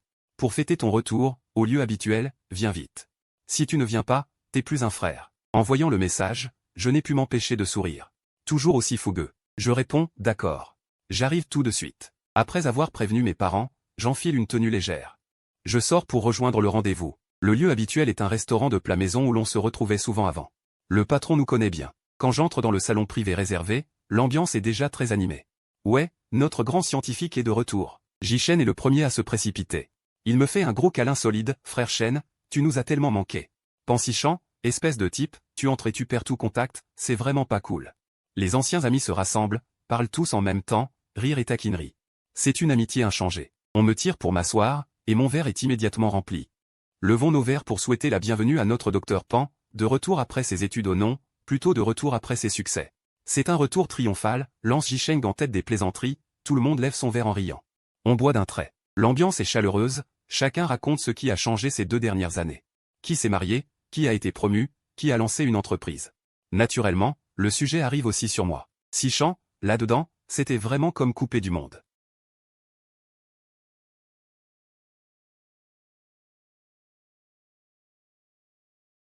Jicheng me prend par l'épaule. Ton aura a changé depuis 2 ans. Comment dire? Plus posé, plus ouvert. Tu as quelqu'un dans ton cœur? Les autres me regardent avec curiosité. Mon cœur tressaille légèrement, l'image souriante de Shu Jingxu traverse mon esprit. Mais ce n'est pas encore le moment d'en parler. Concentré sur la recherche scientifique, sans distraction. Je réponds en plaisantant pour détourner le sujet. Ne parle pas que de moi. Et toi, toujours célibataire? Tout le monde éclate de rire. On commence à s'acharner sur Jicheng. Après plusieurs tournées, l'ambiance est à son comble. Jicheng prend le micro et insiste pour que je dise 2 mots. Je ne peux pas refuser. Je me lève mon verre. Mes frères? Longtemps pas vus. Je regarde ces visages familiers, disant du fond du cœur. Ces 2 ans dehors, ce qui m'a le plus manqué, c'est vous, et l'ambiance de Ronsheng. Merci de vous souvenir encore de moi, de m'accueillir. Ce verre est pour notre amitié éternelle. Et pour que nous devenions tous de meilleures versions de nous-mêmes. Bien dit. Santé. L'ambiance dans le salon privé atteint son apogée. Alors que je m'apprête à m'asseoir, la porte s'ouvre doucement. Une femme vêtue d'une longue robe beige, beaucoup plus mince, se tient sur le seuil. Le visage pâle, les yeux fixés droit sur moi, où bouillonnent des sentiments extrêmement complexes. C'est Jeanne Lannu. Le brouhaha dans le salon, comme si on avait appuyé sur le bouton muet. Disparaît instantanément. Tous les regards convergent vers elle et moi. Le visage de Jicheng s'assombrit. Il fait un pas en avant, veut dire quelque chose. Mais Jeanne Lannu, comme si elle ne voyait personne d'autre, me fixe intensément, les lèvres tremblantes. Sa voix, légère comme un murmure, perce pourtant clairement les tympans de chacun, Pansichan. Tu es enfin de retour. L'air dans le salon semble se figer. Tous les mouvements s'arrêtent. Les regards vont et viennent entre Jeanne Lannu et moi, mêlés de gêne, de curiosité, et d'une touche imperceptible de désir de voir du spectacle. Jicheng réagit le plus vite, les sourcils froncés. Il fait un demi-pas en avant. Se plaçant entre Jeanne Lannu et moi, le ton peu amical, Jeanne Lannu. Qu'est-ce que tu fais ici? Mais Jeanne Lannu semble ne pas entendre, ne pas voir les autres. Son regard passe par-dessus l'épaule de Jicheng, rivé à mon visage. 2 ans sans se voir. Elle a beaucoup maigri, les joues légèrement creusées, des cernes pâles sous ses yeux autrefois brillants. Même maquillée, elle peine à cacher sa fatigue. La robe beige qu'elle porte paraît un peu vide, tout son être dégage une beauté consumée. Sichan, dit-elle encore, la voix étranglée. Les yeux rapidement rouges. Quand es-tu rentré? Pourquoi ne me l'as-tu pas dit? Je la regarde, étonnamment calme à l'intérieur. Pas de vague comme je l'aurais imaginé. Ni même de ressentiment. Seulement un sentiment de distance, comme devant une chose ancienne. Cette aura en elle, qui autrefois me captivait et me faisait souffrir, ne suscite plus la moindre ondulation en moi. Je suis rentré il y a peu. Mon ton est neutre, comme si je répondais à la politesse d'une simple connaissance. Assieds-toi. Puisque tu es là. Mon calme la blesse visiblement. Ce qu'elle espérait voir.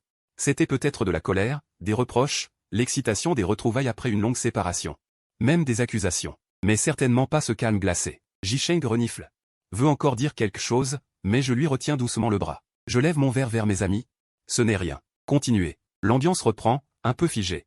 Mais les rires et les conversations baissent nettement de volume. Les regards continuent de se porter furtivement vers nous. Jeanne Lannu s'assoit sur une place vide non loin de moi. Son regard toujours fixé sur moi. Ses mains serrent fermement le tissu de sa robe sur ses genoux. As-tu bien vécu ces 2 années? Elle demanda, d'une voix très douce, bien. Je répondis brièvement, pris un bloc et ajoutai de la couleur pour l'ami à côté, me concentrant sur l'expérience. Très enrichissant, où ça? Un endroit qui doit rester secret, je la regardai, je ne peux pas le dire. Elle se figea, son visage pâlit encore, resta silencieuse quelques secondes. Elle parla de nouveau, avec une hésitante prudence et une peine à peine perceptible. Je t'ai cherché longtemps, j'ai demandé à tous ceux qui pouvaient savoir où tu étais, tu as bloqué tous mes moyens de contact. Je hochai la tête, admettant franchement, je pense.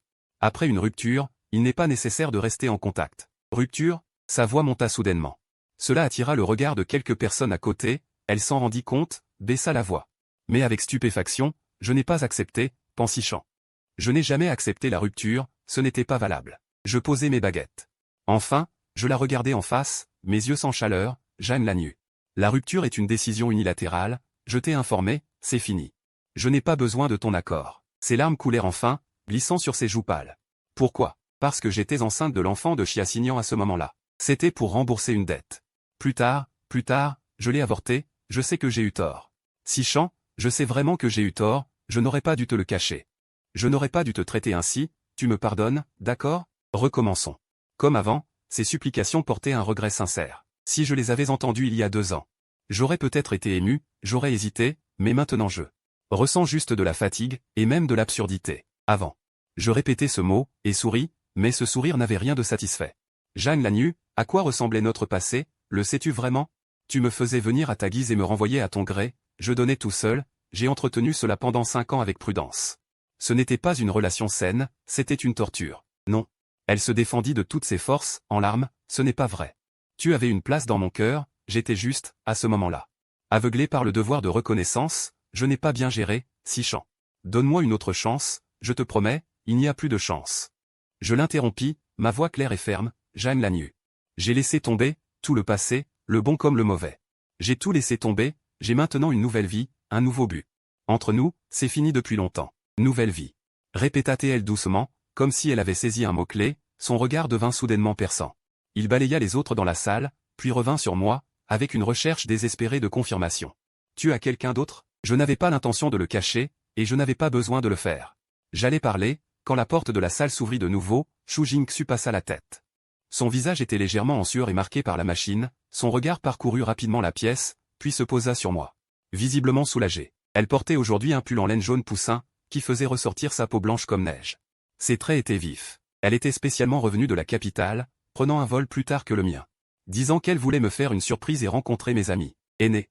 Désolé, il y avait un peu d'embouteillage, je suis en retard. Elle entra en souriant, naturelle et gracieuse, s'approchant naturellement de moi. En voyant Jeanne Lagnu à côté de moi, elle marqua un léger arrêt, une lueur d'étonnement passa dans ses yeux. Mais elle retrouva vite son calme, hocha poliment la tête, puis tendit la main naturellement. Elle prit doucement ma main sous la table, ses doigts étaient frais, mais portaient une force déterminée. Elle me regarda, les yeux brillants, avec une interrogation et une petite malice. Comme si elle disait, je ne suis pas en retard, hein? Et celle-ci, c'est qui? Je pouvais sentir la respiration de Jeanne Lagnu s'arrêter à ce moment-là, son regard se planta comme un clou. Son regard se figea sur nos mains entrelacées, son visage devint blême comme du papier, même ses lèvres perdirent toute couleur. Elle vacilla, prête à s'effondrer. Le salon redevint silencieux, tous les regards se tournèrent. Dans mon cœur, ce coin autrefois je les laissa jaillir un flot de chaleur. Je serrai plus fort sa main fraîche. Puis, sous le regard de tous, je me levai lentement. Shu Jingxu se leva aussi. Un peu perplexe, mais toujours blotti contre moi. Je passai un bras autour de son épaule.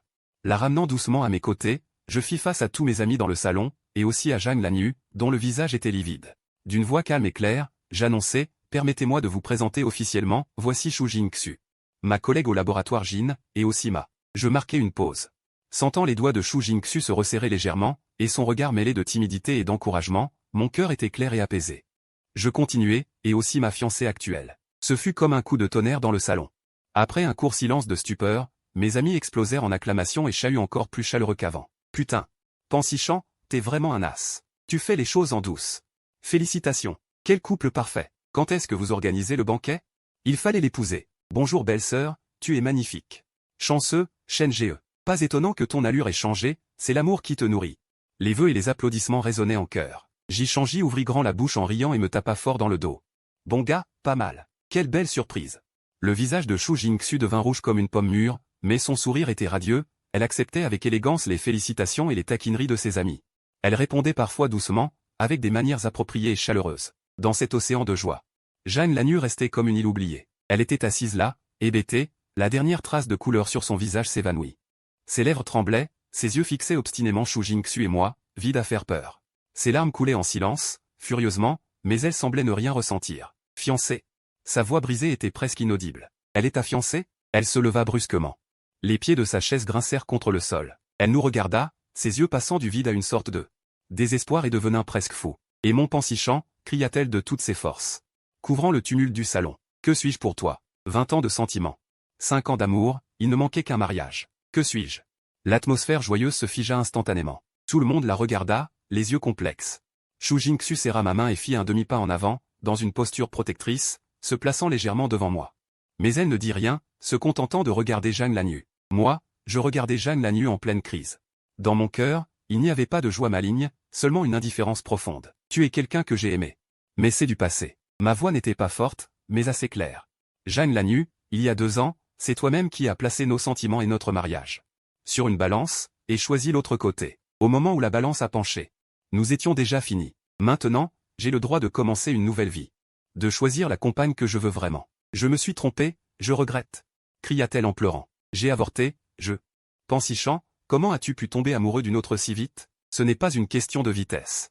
Je secouai la tête, ma voix empreinte d'une pitié fatiguée. C'est que j'ai enfin compris ce qu'est le véritable amour, ce qu'est un sentiment qui mérite d'être chéri. Zhang Lanyu. Laisse tomber. Ce sera mieux pour toi comme pour moi. Je ne lâcherai pas.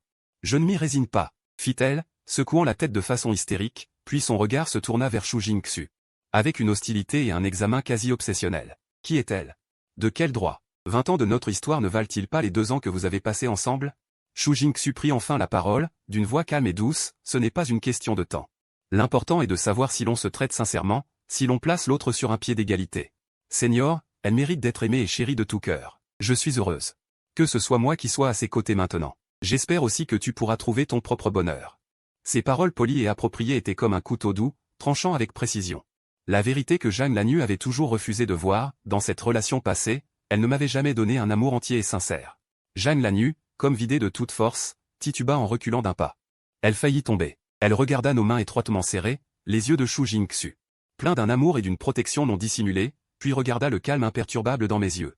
Elle comprit enfin que le Pensichant qui n'avait Dieu que pour elle avait vraiment disparu à jamais dans le temps passé. Un immense désespoir et une prise de conscience glaciale l'engloutirent complètement. Elle me lança un dernier regard, d'une complexité indescriptible. Puis elle se retourna brusquement, comme pour fuir quelque chose d'effrayant, et sortit en titubant du salon privé. La porte claqua derrière elle, isolant sa silhouette, et sembla aussi couper définitivement une époque. Le salon redevint silencieux, l'atmosphère était subtile. Elle esquissa un sourire forcé. Quel esprit tenace! Je lui tapotai l'épaule pour lui signifier que j'allais bien. Puis je levai mon verre, face à tous mes amis, et regardai le regard tendre et ferme de Shu Jingxu. Désolé de vous avoir fait rire. L'incident de tout à l'heure. Considérez-le comme une musique de fond dramatique pour moi et Jingxu. J'ai fait une petite blague. Pour tenter de détendre l'atmosphère. Allez, ce verre, à ma fiancée Shu Jingxu. Et à vous tous, mes frères, merci pour vos vœux. L'inquiétude cachée dans ses yeux. Je me penchai et déposai un baiser léger sur son front lisse. Je vais bien, murmurai-je. D'un ton d'une tendresse et d'une assurance sans précédent. Mieux que jamais, grâce à toi. Car j'ai enfin traversé la longue nuit, accueillant ma véritable aube. Zhang Lanyu ne savait pas comment elle avait quitté ce restaurant, ni comment elle était rentrée dans cette maison froide et vide. Dans ses oreilles résonnaient encore les vœux animés du salon, devant ses yeux dansait mon annonce de mariage, mon visage calme et heureux, et nos mains étroitement entrelacées. Fiancée. Elle s'effondra sur le sol froid du salon, dos contre le canapé, recroquevillée. Mais ne ressentit aucune chaleur. Ses larmes étaient taries, ne restait qu'une douleur brûlante et un désespoir vide. 2 ans, 2 longues années. Elle avait vécu dans le regret du passé et l'espoir de mon retour. Elle avait avorté de cet enfant qui n'aurait jamais dû exister, et avec Xia Xingyan. Ainsi que la famille Xia, elle avait complètement rompu les liens. Elle avait quitté certains emplois, réduit ses activités sociales. Comme une bête blessée, léchant seule ses plaies, s'accrochant obstinément.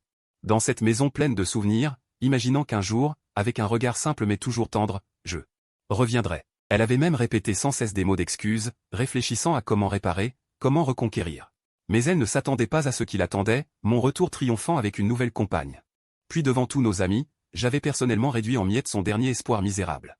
Le passé, je l'ai laissé derrière moi. J'ai le droit de commencer ma nouvelle vie. Chacune de mes paroles était comme des couteaux trempés dans la glace, la transperçant de toutes parts. Pourquoi? De quel droit? 20 ans de compagnie, 5 ans de vie commune, est-ce qu'à cause d'une seule erreur?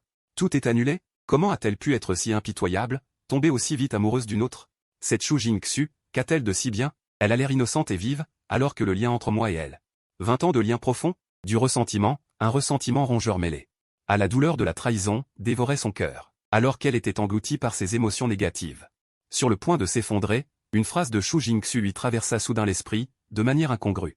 L'important est de savoir si nous nous traitons sincèrement, si nous nous plaçons sur un pied d'égalité. À égalité? Sincérité? Comme une lumière fine mais éclatante, fendant de force ses pensées confuses. Elle se mit involontairement à revenir sur le passé. Ces 5 dernières années, comment l'avais-je traité? Je me souvenais de ses règles, préparant à l'avance du thé au gingembre et à la cassonade et des chaufferettes.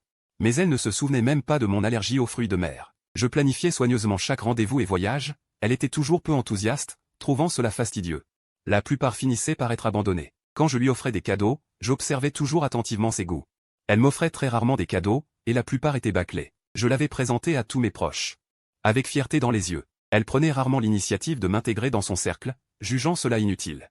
Je planifiais notre avenir, achat de maison, décoration, mariage. Elle était comme une spectatrice, ne donnant que des réponses vagues quand je lui demandais son avis, même durant ce dernier mois. Quand je me disputais avec elle à propos de Chiassignan, dans son cœur, elle pensait encore à me convaincre d'accepter. Comment accomplir la dette de gratitude envers Chiassignan, sans jamais vraiment se mettre à ma place, ressentir mon humiliation et mon désespoir. Elle a toujours pensé que je l'aimais davantage, c'était une évidence pour elle, elle profitait de cet amour. Mais elle était avare de réponses équivalentes. Elle se croyait indépendante, pas besoin d'être collante comme une petite fille. Mais elle oubliait que l'amour lui-même a besoin de chaleur et d'interaction. Et pour Chiassignan, elle se souvenait de ses excuses, se préoccupait de sa maladie, l'accompagnait patiemment, et était même prête à avoir un enfant pour lui. Cette tendresse, cette patience et ce sacrifice qu'elle ne m'avait jamais accordé, elle les donnait sans compter à Chiassignan. Uniquement parce qu'il était son sauveur. Mais en y réfléchissant bien, ce qu'elle ressentait pour Chiassignan. Était-ce vraiment de l'amour, ou simplement une surcompensation motivée par le lourd fardeau de la reconnaissance et le sens des responsabilités morales, ainsi que la compassion et l'instinct de protection suscités par l'état maladif de Chiassignan. Et pour moi, était-ce vraiment de l'indifférence? Ou plutôt parce que mon amour était trop stable, trop facile à obtenir, au point qu'elle s'y était habituée. Pensant que je serais toujours là à l'attendre, qu'elle pouvait le gaspiller à loisir, après m'avoir perdu. Cette douleur déchirante et cette obsession de 2 ans n'étaient-elles que de l'amertume? N'était-il pas possible que dans la longue habitude et la dépendance, quelque chose avait déjà germé en secret, mais avait été ignoré par son arrogance. Et son manque de lucidité, ce n'est qu'après avoir tout perdu qu'elle a compris, le cœur brisé. J'ai fait le mauvais choix, je regrette, ces cris tout alors résonnaient encore à mes oreilles. Ah ah, soudain elle a ri d'un rire aigu et saccadé, un rire rauque et désagréable. Plein d'autodérision et de désolation. En riant, elle s'est remise à pleurer. Ce n'était plus des larmes d'injustice et d'amertume, mais un mélange de dégoût de soi et de douleur d'une lucidité totale. Elle avait enfin vraiment compris ce qu'elle avait perdu. Le téléphone sonna soudainement dans le silence. Sur l'écran, le nom de sa mère s'affichait en clignotant. Jeanne Lannu regarda ce nom scintillant, ne répondit pas. Une fatigue immense l'envahit, si grande qu'elle ne pouvait même pas bouger un doigt. Elle se recroquevilla sur le sol froid, se laissant submerger par l'obscurité et un froid repentir. Elle resta ainsi, sans savoir combien de temps. Dehors, le ciel passa de sombre à clair, puis de clair à sombre. Elle ne bougeait pas, telle une sculpture sans vie. Ce n'est que lorsqu'une douleur aiguë lui tordit l'estomac qu'elle sortit un peu de sa torpeur. Elle se leva en titubant, se dirigea vers la cuisine pour se verser un verre d'eau. Mais son regard s'arrêta sur la porte du réfrigérateur, où un post-it était fixé par un aimant décoloré. C'était mon écriture, le lait est dans la 2e étagère. Souviens-toi de le chauffer avant de boire. Les médicaments pour l'estomac sont dans le tiroir de gauche, écrit par moi-même. Une attention délicate. Depuis combien de temps cela datait-il? 1 an? 2 ans? Elle n'avait jamais eu le courage de l'arracher, comme si le garder pouvait retenir un peu de la tendresse passée. Elle toucha les caractères déjà flous du bout du doigt, une sensation glaciale. Comme son cœur à cet instant. Enfin, elle arracha petit à petit ce post-it. Le papier émit un léger bruissement, comme pour mettre un point final à cet amour absurde. Elle serra le post-it froissé dans sa main. Très fort, comme pour écraser les dernières illusions restantes. Puis elle se dirigea vers la poubelle. Lâcha la boule de papier qui tomba silencieusement. Elle la regarda longtemps, puis se tourna vers la salle de bain. Dans le miroir, la femme était épuisée. Ses cheveux en désordre, comme une parfaite perdante. Elle ouvrit le robinet. Se lava le visage à l'eau froide encore et encore. Le froid glacial la fit frissonner. Mais lui apporta une clarté d'esprit. Ce qui était faux, ce qui était perdu. Les regrets ne résoudraient rien. J'avais avancé, j'avais commencé une vie sans elle. Et elle, allait-elle rester prisonnière à jamais de cette cage qu'est le repentir? À pourrir? Non. Jeanne Lannu releva la tête et se regarda dans le miroir. Malgré la mine pitoyable, au fond de ses yeux, une lueur n'était pas complètement éteinte. Les erreurs qu'elle avait commises, elle en assumait les conséquences. Les blessures qu'elle avait infligées. Elle ne pouvait pas les réparer pour moi, mais au moins elle pouvait cesser de se faire du mal et d'inquiéter ceux qui tenaient à elle. Elle devait survivre, même avec ce lourd fardeau de regrets et ses leçons, elle devait survivre. Et essayer d'avancer, même si la route était incertaine, même si un grand trou s'était ouvert dans son cœur. Et que le vent glacial y soufflait, elle devait marcher seule. car elle avait enfin compris. Personne n'attendrait éternellement au même endroit pour elle. La seule personne qui aurait pu l'attendre, elle l'avait perdue de ses propres mains. Après ce dîner de bienvenue, ma vie a repris son cours normal, mais inévitablement. Quelques réminiscences du passé ont refait surface. Mes parents, avec précaution, se sont enquis de la situation de Jeanne Lannu. Ils avaient entendu par d'autres canaux des échos du conflit lors du dîner et craignaient que cela n'affecte mon moral. Ils éprouvaient aussi une certaine culpabilité envers Jeanne Lannu, pensant toujours que c'était moi qui avais rompu les fiançailles et était parti. Ils estimaient que je lui avais fait du tort. J'ai pris une soirée pour avoir une longue conversation avec mes parents. Sans rien cacher, je leur ai révélé toute la vérité sur la grossesse de Jeanne Lannu 2 ans plus tôt. J'ai seulement omis les détails où Chiassignan se faisait passer pour le sauveur, c'était trop compliqué. Et cela n'aurait rien arrangé. Mes parents sont restés silencieux longtemps après m'avoir écouté, les yeux rouges. Finalement, ils ont poussé un long soupir, ont serré ma main et ont dit « Mon enfant, tu as souffert. C'est la faute de maman. Avant, je pensais que tu étais immature. N'en parlons plus. N'en parlons plus. » Mon père m'a tapé sur l'épaule sans rien dire. Mais le soutien dans son regard m'a rassuré. Je savais que cette nuit, cette page était définitivement tournée à la maison. Les jours suivants furent chargés et épanouissants. Avec Shu Jingxu, nous avons commencé à préparer activement notre mariage. La date était fixée à 1 mois plus tard. Ce n'était pas précipité, mais certainement pas traîné. Nous ne voulions pas attendre. Choisir la robe de mariée, réserver l'hôtel, envoyer les faire-part, discuter de l'itinéraire de la lune de miel.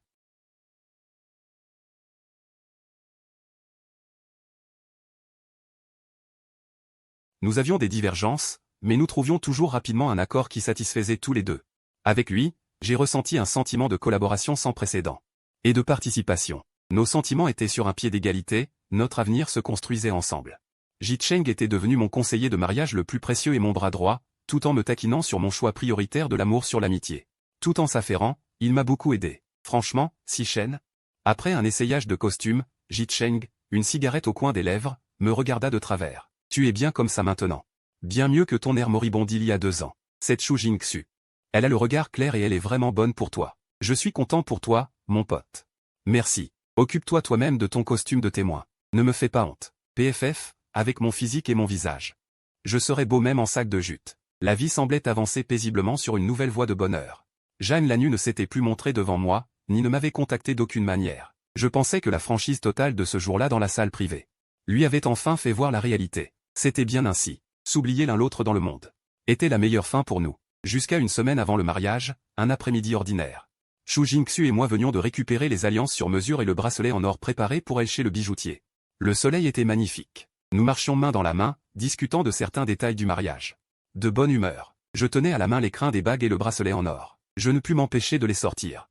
Pour les admirer à la lumière du soleil. Les anneaux en platine, simples et élégants, brillaient. Le bracelet en or était finement ciselé de motifs de vrille. Je les imaginais aux poignets et aux doigts fins de Jingxu, ce devait être magnifique. Nous avons tourné dans une allée ombragée relativement calme pour aller chercher la voiture. C'est alors que des pas précipités retentirent soudainement derrière nous. Je me retournai, méfiant. Je vis un homme portant un masque noir et une casquette de baseball se précipiter vers nous, visant clairement. Et m'arrachant le sac de bijoux des mains avant de s'enfuir. Tout s'était passé trop vite. Instinctivement, je m'apprêtais à le poursuivre. Il n'y avait pas que des biens matériels à l'intérieur, mais aussi nos alliances. Si-Shen, attention. Le cri de surprise de Shu Jingxu retentit derrière moi. Sa voix était pleine d'une peur que je ne lui avais jamais connue. Je marquai un temps d'arrêt.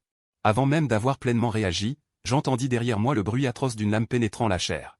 La douleur que j'anticipais ne vint pas. Je me retournai brusquement. Le temps sembla s'étirer. À l'infini à cet instant. Jeanne Lannu, je ne sais quand, était apparue derrière moi. À cet instant, elle me tournait le dos, s'effondrant faiblement en arrière. Sur le côté gauche de la taille arrière de son imperméable beige. Une tache d'un rouge sombre et gluant se répandait rapidement, s'élargissant à vue d'œil. Le voleur, un couteau à cran d'arrêt ensanglanté à la main, avait le regard féroce et paniqué. Me voyant me retourner, et voyant Jeanne Lannu tomber, il jura un mot grossier. Et s'enfuit en courant frénétiquement dans une autre direction. Lannu. Mon esprit devint vide. Instinctivement, je me précipitai en avant et, avant qu'elle ne s'effondre au sol, je rattrapai son corps qui glissait. Elle était très légère, tombant dans mes bras comme une plume. Son visage devint livide en un instant, ses lèvres blêmirent et des perles de sueur froide perlèrent sur son front sous l'effet de la douleur atroce. D'épaisses gouttes de sueur froide apparaissaient. Sa main serrait fermement sa blessure, mais le sang continuait de s'écouler. À flot entre ses doigts, tachant rapidement son imperméable et mes mains. Tiens bon, ne t'endors pas, Jeanne Lannu. Regarde-moi. Ma voix tremblait, presque un cri. D'une main, je pressais désespérément sa blessure pour tenter d'arrêter l'hémorragie. Tandis que de l'autre, je sortis mon téléphone d'une main tremblante et composai le 120. Shu Jingxu se précipita également, son visage blême mais elle était plus calme que moi. Elle retira rapidement sa veste, la pressa fermement sur la blessure de Jeanne Lannu, partageant ainsi la pression. En même temps, elle expliqua doucement le lieu et la situation à l'opérateur sur le haut-parleur de mon téléphone. Sachant, les pupilles de Jeanne Lannu étaient un peu floues. Elle essayait de se concentrer. Me regardant, un très faible sourire se dessina au coin de ses lèvres. D'une voix à peine audible, « Tu vas bien, c'est l'essentiel. Ne parle pas, garde tes forces. L'ambulance arrive bientôt. » Je la réprimandai durement, mon cœur comme serré par une main, en regardant la vie dans mes bras. S'effilochée, je me demandais pourquoi c'était elle. Que faisait-elle ici? Ça fait mal, dit-elle en fronçant les sourcils. Sa vue commençait à s'embrumer, elle murmura, alors c'est ça, la douleur? Tu as dû ressentir la même chose à l'époque. Cette phrase frappa mon cœur comme un coup de massue. La nuit chaotique et dangereuse d'il y a 6 ans, où j'avais été poignardé en la sauvant, s'imposa brusquement à mon esprit. À ce moment-là, elle avait reconnu le mauvais sauveur, et cette culpabilité ainsi que son obsession de la reconnaissance avait déformé tout le reste. Et maintenant, par un détour du destin, elle remboursait cette dette de cette manière. Ne dis pas de bêtises, tiens bon, Jeanne Lannu. Je ne te permets pas de mourir, tu entends? Mes yeux s'embuèrent. Je ne savais pas si c'était l'inquiétude ou autre chose, mais je lui criai d'une voix rauque. Au loin, on entendit l'ambulance. Sa sirène stridente et précipitée approchait, comme une musique céleste. Les médecins descendirent rapidement, effectuèrent un premier examen et arrêtèrent l'hémorragie, puis la hissèrent sur un brancard. Ils la transportèrent dans l'ambulance. Shu Jingxu et moi montâmes à notre tour, avant que la porte ne se referme. Je jetai un coup d'œil en arrière sur la grande flaque de sang encore frais sur le sol, d'un rouge sombre et saisissant sous la lumière du soleil. Le voleur avait déjà disparu. Mais à ce moment-là, je n'y prêtais plus attention. Dans l'ambulance, les médecins prodiguaient les premiers soins d'urgence. Jeanne Lannu était déjà inconsciente. Les courbes fluctuantes du moniteur tenaient tout le monde en haleine. Shu Jingxu serrait fermement ma main, aussi froide que la mienne. Elle me regarda. Son regard mêlé de peur, d'inquiétude et d'une profonde compassion. Elle s'en sortira, maître, elle s'en sortira à coup sûr, murmura-t-elle pour me rassurer. Comme pour se rassurer elle-même. Je lui rendis son étreinte et hochai la tête avec force.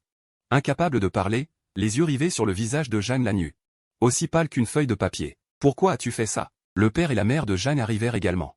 Ils attendaient tous dehors. La mère de Jeanne pleurait doucement, le visage sombre. Il arpentait sans cesse. En me voyant, la mère de Jeanne devint quelque peu agitée. Elle se précipita et attrapa mon bras, Sichan, qu'est-ce qui s'est passé? Comment Lannu a-t-elle pu se faire poignarder? Encore à cause de toi? Il y a 2 ans, tu es parti sans un mot. Tu l'as fait souffrir pendant 2 ans, et maintenant que tu es de retour, elle se retrouve à l'hôpital. Peux-tu rester loin d'elle? Le père de Jeanne retint la mère de Jeanne, hors d'elle? Mais son regard envers moi était aussi empli de douleur et d'incompréhension. Je restai sans voix. D'une certaine manière, ce n'était pas totalement infondé, que ce soit il y a 2 ans ou aujourd'hui. Les souffrances de Jeanne Lannu étaient directement ou indirectement liées à moi. Shu Jingxu me soutint doucement le bras. S'adressant aux parents de Jeanne avec sincérité, oncle et tante, calmez-vous, s'il vous plaît. Ce qui s'est passé aujourd'hui est un accident, une agression criminelle. Sichan est aussi une victime.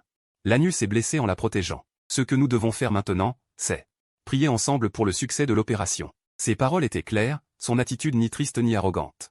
Les 2 personnes âgées furent temporairement apaisées. L'attente parut interminable, chaque minute, chaque seconde était une torture. 3 heures plus tard, la lumière du bloc opératoire s'éteignit enfin. Le chirurgien sortit. Il enleva son masque, le visage fatigué. L'opération a été un succès. Le couteau n'a pas touché les organes majeurs ni les gros vaisseaux sanguins, mais la plaie était profonde. Perte de sang importante, les signes vitaux sont désormais stables. Il doit être transféré en soins intensifs pour 24 heures d'observation. Ensuite, il sera transféré dans une chambre ordinaire. Heureusement, il a été amené à temps. Tout le monde a poussé un soupir de soulagement. La mère de Jeanne s'effondra presque dans les bras de son père. Mes nerfs tendus se relâchèrent brusquement. Mes jambes mollirent, je faillis tomber, mais Shu Jingxu me retint à temps. Merci, docteur, merci. Nous avons répété nos remerciements. Mais nous ne pouvions la voir qu'à travers la vitre, un instant. Elle était allongée sur le lit d'hôpital, des tubes partout. Fragile, comme si elle pouvait se briser au moindre contact. Frère, tu as l'air très fatigué. Va te reposer. Je reste ici, je te préviendrai dès qu'il y aura du changement. Shu Jingxu me conseilla. Je secouai la tête. Ça va. J'attends qu'elle se réveille. Shu Jingxu n'insista pas, elle alla juste acheter de l'eau et de la nourriture. Elle resta silencieusement à mes côtés. 24 heures plus tard, l'état de Jeanne Lannu s'était stabilisé. Elle fut transférée dans une chambre individuelle. Après que l'anesthésie se fut dissipée, elle se réveilla. Mais elle était très faible. Ses parents entrèrent pour rester un moment avec elle. Quand ils sortirent, au bord du lit, Lannu demanda à te parler en privé. Je regardai Shu Jingxu. Elle hocha la tête vers moi. Vas-y, frère. Dis tout ce que tu as à dire. Je t'attends ici. J'entrai dans la chambre. L'odeur du désinfectant était forte. Jeanne Lannu était à moitié adossée à la tête du lit, son visage toujours pâle. Ses lèvres étaient gercées, mais ses yeux étaient clairs. En me voyant, Elle esquissa un sourire du bout des lèvres, mais cela tira sur sa blessure, elle inspira brusquement de douleur. Je m'approchai du lit, la regardant, mais incapable de trouver quoi dire. Finalement, je ne pus émettre qu'un mot, ça en valait la peine? Elle sembla savoir ce que je voulais demander. Elle devança ma question, ça en valait la peine. Elle marqua une pause, puis continua. Chaque mot était prononcé très lentement, avec effort. Quand tu m'as sauvé. Ça devait faire aussi mal. Pardon, Si Sheng. Maintenant seulement, je ressens vraiment. Elle avait toujours gardé en mémoire cette faveur due au hasard. Cette culpabilité tordue due à un malentendu l'avait toujours oppressée. Elle avait tenté de rendre cette faveur de la mauvaise manière, me blessant, pour finalement essayer de compenser de cette façon tragique. Une amertume indescriptible monta en moi. Ce n'était pas de l'émotion, ni une résurgence de sentiments passés, mais un sentiment d'absurdité et de pitié face au jeu du destin. Ne dis plus rien. Rétablis-toi d'abord. Je ne t'ai pas suivi intentionnellement. Hier, j'ai appris certaines choses par Jit Sheng, la personne qui m'a sauvé il y a 6 ans. C'était toi, n'est-ce pas? Je levai les yeux vers elle. Elle savait.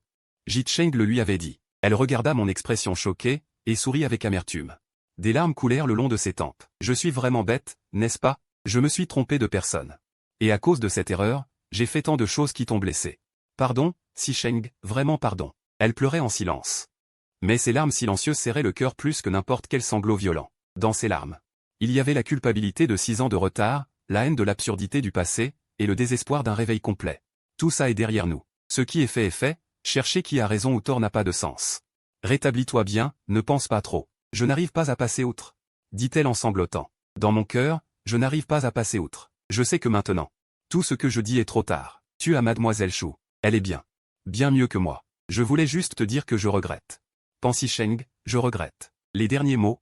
Elle les prononça très doucement, mais avec toute sa force, avec une douleur comme si elle pleurait du sang. Je la regardais. Les derniers grains de poussière de regret, dans ce désert qu'était mon cœur à son sujet, semblaient aussi être lessivés par ses larmes. Il n'y avait plus d'amour. Plus de haine non plus. Il ne restait qu'une sereine résignation. J'ai reçu ton regret. Mais nous ne pouvons plus revenir en arrière. Laisse tomber. Regarde devant. Tu mérites une nouvelle vie, et non pas d'être enfermé dans le passé. Elle ouvrit grand ses yeux embués de larmes, me fixant droit dans les yeux, comme si elle cherchait sur mon visage une once d'hésitation ou d'attachement. Mais elle ne vit que du calme. Un calme absolu, qui ne serait plus jamais troublé par elle. Longtemps, elle parut vidée de ses dernières forces. Elle ferma lentement les yeux, mais ses larmes coulèrent encore plus fort. Je sais. Sa voix était faible. Puis-je voir mademoiselle Chou, seule à seule? J'étais un peu surpris, mais j'acquiesçai. Je vais lui parler. Elle me serra la main. Attends-moi dehors. Son regard était clair et déterminé. J'étais inquiet, mais Shu Jingxu me lança un regard rassurant. Ne t'inquiète pas, je sais ce que je fais. Elle entra dans la chambre et referma doucement la porte. Je m'assis sur le banc du couloir. L'esprit en désordre, ne sachant pas de quoi elles allaient parler. Jingxu serait-elle en colère? Saurait-elle de la peine? Jeanne Lannieu dirait-elle des choses déplacées? Les minutes passaient. Environ une demi-heure plus tard, la porte de la chambre s'ouvrit. Shu Jingxu sortit. Son visage n'affichait ni colère ni chagrin, mais plutôt une légère sérénité. Alors? Je me levai pour m'avancer. Shu Jingxu passa son bras sous le mien, s'appuya sur mon épaule. Et poussa un léger soupir. Elle va bien, elle est juste encore faible. On a bien parlé. Qu'est-ce qu'elle a dit? Je ne pus m'empêcher de demander. Shu Jingxu leva la tête, me regarda avec une douce compréhension. Elle a dit qu'elle avait eu tort, des excuses sincères. Elle a aussi raconté beaucoup de choses sur votre passé. De son point de vue, aîné. Elle a toujours su que tu étais bon pour elle, mais elle y était habituée et n'a jamais su le chérir. Elle a dit qu'en nous voyant comme ça, même si ça lui faisait mal, elle pensait que c'était le bonheur que tu méritais. Je restais silencieux. C'était probablement ce que Jeanne Lannieu pouvait dire de plus lucide et de plus déchirant. Elle a aussi dit. Shu Jingxu marqua une pause, son regard complexe. Qu'en prenant ce couteau pour moi, ce n'était pas seulement pour rembourser une dette du passé, mais aussi pour mettre un terme à tout le mal qu'elle t'a fait. Elle a dit qu'après ça, elle pourrait vraiment laisser tomber. Le mot « terme » s'abattit lourdement sur mon cœur. Mettre un point final à un passé d'erreur par le sang et la douleur. Viol, mais définitif. Elle m'a aussi dit de bien prendre soin de toi. La voix de Shu Jingxu baissa, émue. Elle a dit que tu méritais d'être aimé de tout cœur. Mon cœur était un mélange d'émotions. Au final, je l'ai juste serré plus fort. Oser aimer, haïr, se tromper, reconnaître ses torts, et finalement oser, d'une telle manière, se réconcilier avec soi-même. Même si la méthode est un peu effrayante, dit-elle en plissant le nez. Mais je lui ai dit que prendre soin de toi, elle n'avait pas à s'en faire. C'est mon droit exclusif. Et de plus, elle traîna sur le mot, les yeux brillants. Je le ferai 100 fois, 1000 fois mieux qu'elle. En voyant son air fier et confiant. Les derniers nuages dans mon cœur se dissipèrent. Je ne pus m'empêcher de baisser la tête pour l'embrasser sur le front. Tu es la meilleure. La blessure de Jeanne Lannieu guérissait plus vite que prévu. Elle était jeune, de bonne constitution. Et sa volonté de vivre semblait plus forte. Une semaine plus tard, elle pouvait déjà descendre du lit et marcher lentement. Shu Jingxu et moi allions souvent la voir, apportant des fruits et des soupes légères. L'atmosphère n'était plus gênante, mais étrangement paisible. Nous parlions de sujets anodins, du temps, des actualités, ou de son rétablissement. Jamais un mot sur le passé, ni sur l'avenir. L'attitude des parents Zhang s'était aussi adoucie. Ils avaient peut-être appris plus de détails par leur fille. Leur regard envers moi contenait moins de ressentiment, plus de sentiments complexes et d'excuses. 3 jours avant le mariage, j'allais à l'hôpital pour une dernière visite. Zhang Lanyu avait bien meilleure mine, assise au lit, lisant.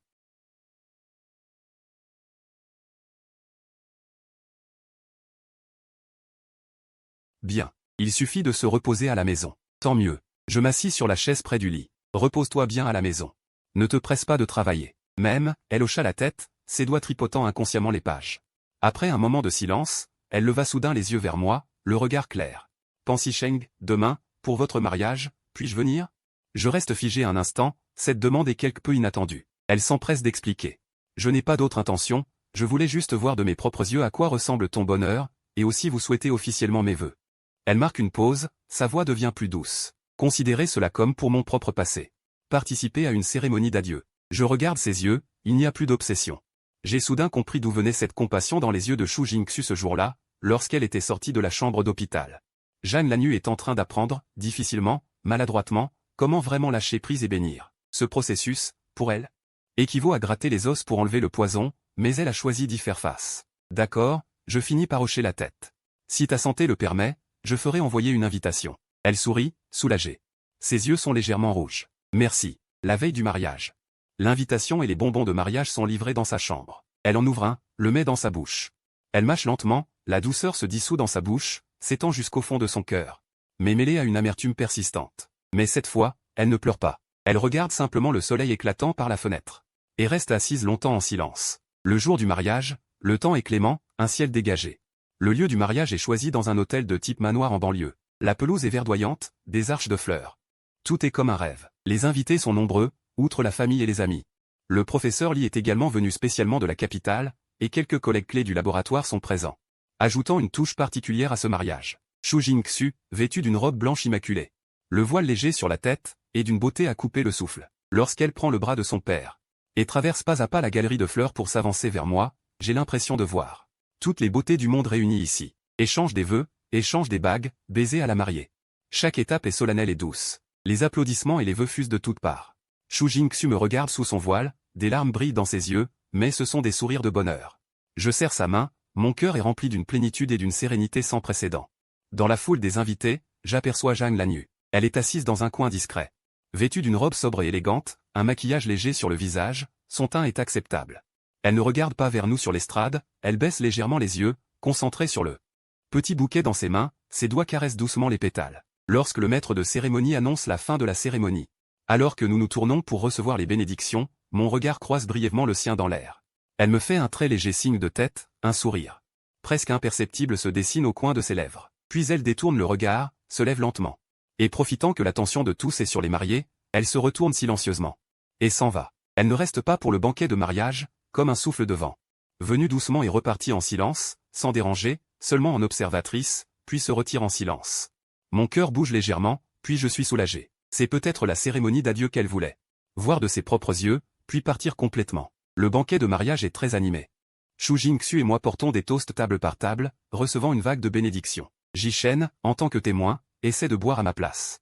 Mais finit le visage tout rouge. Ce n'est que tard dans la nuit que l'agitation se dissipe peu à peu. Après avoir accompagné les derniers invités, Shu Jingxu et moi retournons à l'hôtel. Dans la suite nuptiale. Fatigué, mais heureux et satisfait. Shu Jingxu enlève son maquillage. Enfile un pyjama confortable, se blottit contre moi. Aucun de nous ne parle. Nous profitons simplement de ce moment de calme et de plénitude. Au bout d'un moment, Shu Jingxu se souvient soudain de quelque chose. Sort de son petit sac une enveloppe non scellée et me l'attend. Ah oui, Seigneur, c'est ce que Zhang Lanyu a demandé à Jishen de te remettre cet après-midi. Jishen m'a dit de te la donner après le mariage. Je prends l'enveloppe. Une enveloppe blanche ordinaire. Sans aucune inscription dessus. Je l'ouvre, à l'intérieur se trouve une feuille de papier à lettres élégantes et sobres. Une écriture familière, Sicheng. Jingxu, veuillez pardonner mon départ sans vous dire au revoir. Mon corps est encore un peu faible, je craignais de ne pas pouvoir supporter le banquet bruyant. Aujourd'hui était magnifique. Vous étiez magnifiques tous les deux, en voyant dans tes yeux une lumière et une stabilité que tu ne m'as jamais accordée, j'ai su que tu avais vraiment trouvé le bonheur. Cela vaut mieux que tout. Debout en bas de la scène, j'ai enfin compris que certains paysages, une fois manqués, le sont pour toujours, on ne peut ni les forcer ni les rattraper. J'étais obstiné par le ressentiment, prisonnier des regrets, je t'ai blessé de la pire des manières. Et je me suis emprisonné moi-même. Cette lame a été douloureuse, mais elle m'a ouvert les yeux. Devoir de reconnaissance ou d'être sentimental, je peux enfin essayer de pardonner à cet idiot égoïste que j'étais. Merci pour ton lien, merci pour votre indulgence. C'est pour moi la meilleure des réconciliations. Et le meilleur point final. Je ne t'ai pas encore complètement oublié, mais je sais qu'il est temps de le faire. La vie est longue, il faut toujours aller de l'avant. Je m'efforcerai de suivre mon propre chemin. Il sera peut-être semé d'embûches, mais je continuerai. Je vous souhaite tout le bonheur. Du fond du cœur, puissiez-vous rester unis pour toujours, et nager éternellement dans l'amour. N'aie aucun regret, ne t'inquiète pas pour moi. Prends soin de toi, Jeanne Lanu. La lettre n'est pas longue. Mais chaque mot exhale un calme et une clarté née d'une douleur profonde. Mes vœux sincères. Et mes espoirs pour mon propre avenir. Je suis resté longtemps silencieux après l'avoir lu. Shu Jingxu, appuyé sur mon épaule, a aussi terminé la lettre. Elle a poussé un doux soupir et m'a pris la main. Elle a vraiment changé. J'ai plié la lettre et l'ai remise dans l'enveloppe. C'est ce qu'il y a de mieux pour elle, pour nous tous. Elle trouvera son bonheur. Shu Jingxu a murmuré, d'une voix ferme, espérons-le. Je l'ai serré plus fort et embrassé ses cheveux. Et nous devons bien cultiver notre bonheur. Bien sûr, a-t-elle dit en levant la tête, une lueur d'étoile dans les yeux. Elle a pris l'initiative d'embrasser mes lèvres. Les bougies rouges vacillaient, la chambre nuptiale était tiède. Toutes les cicatrices et tempêtes du passé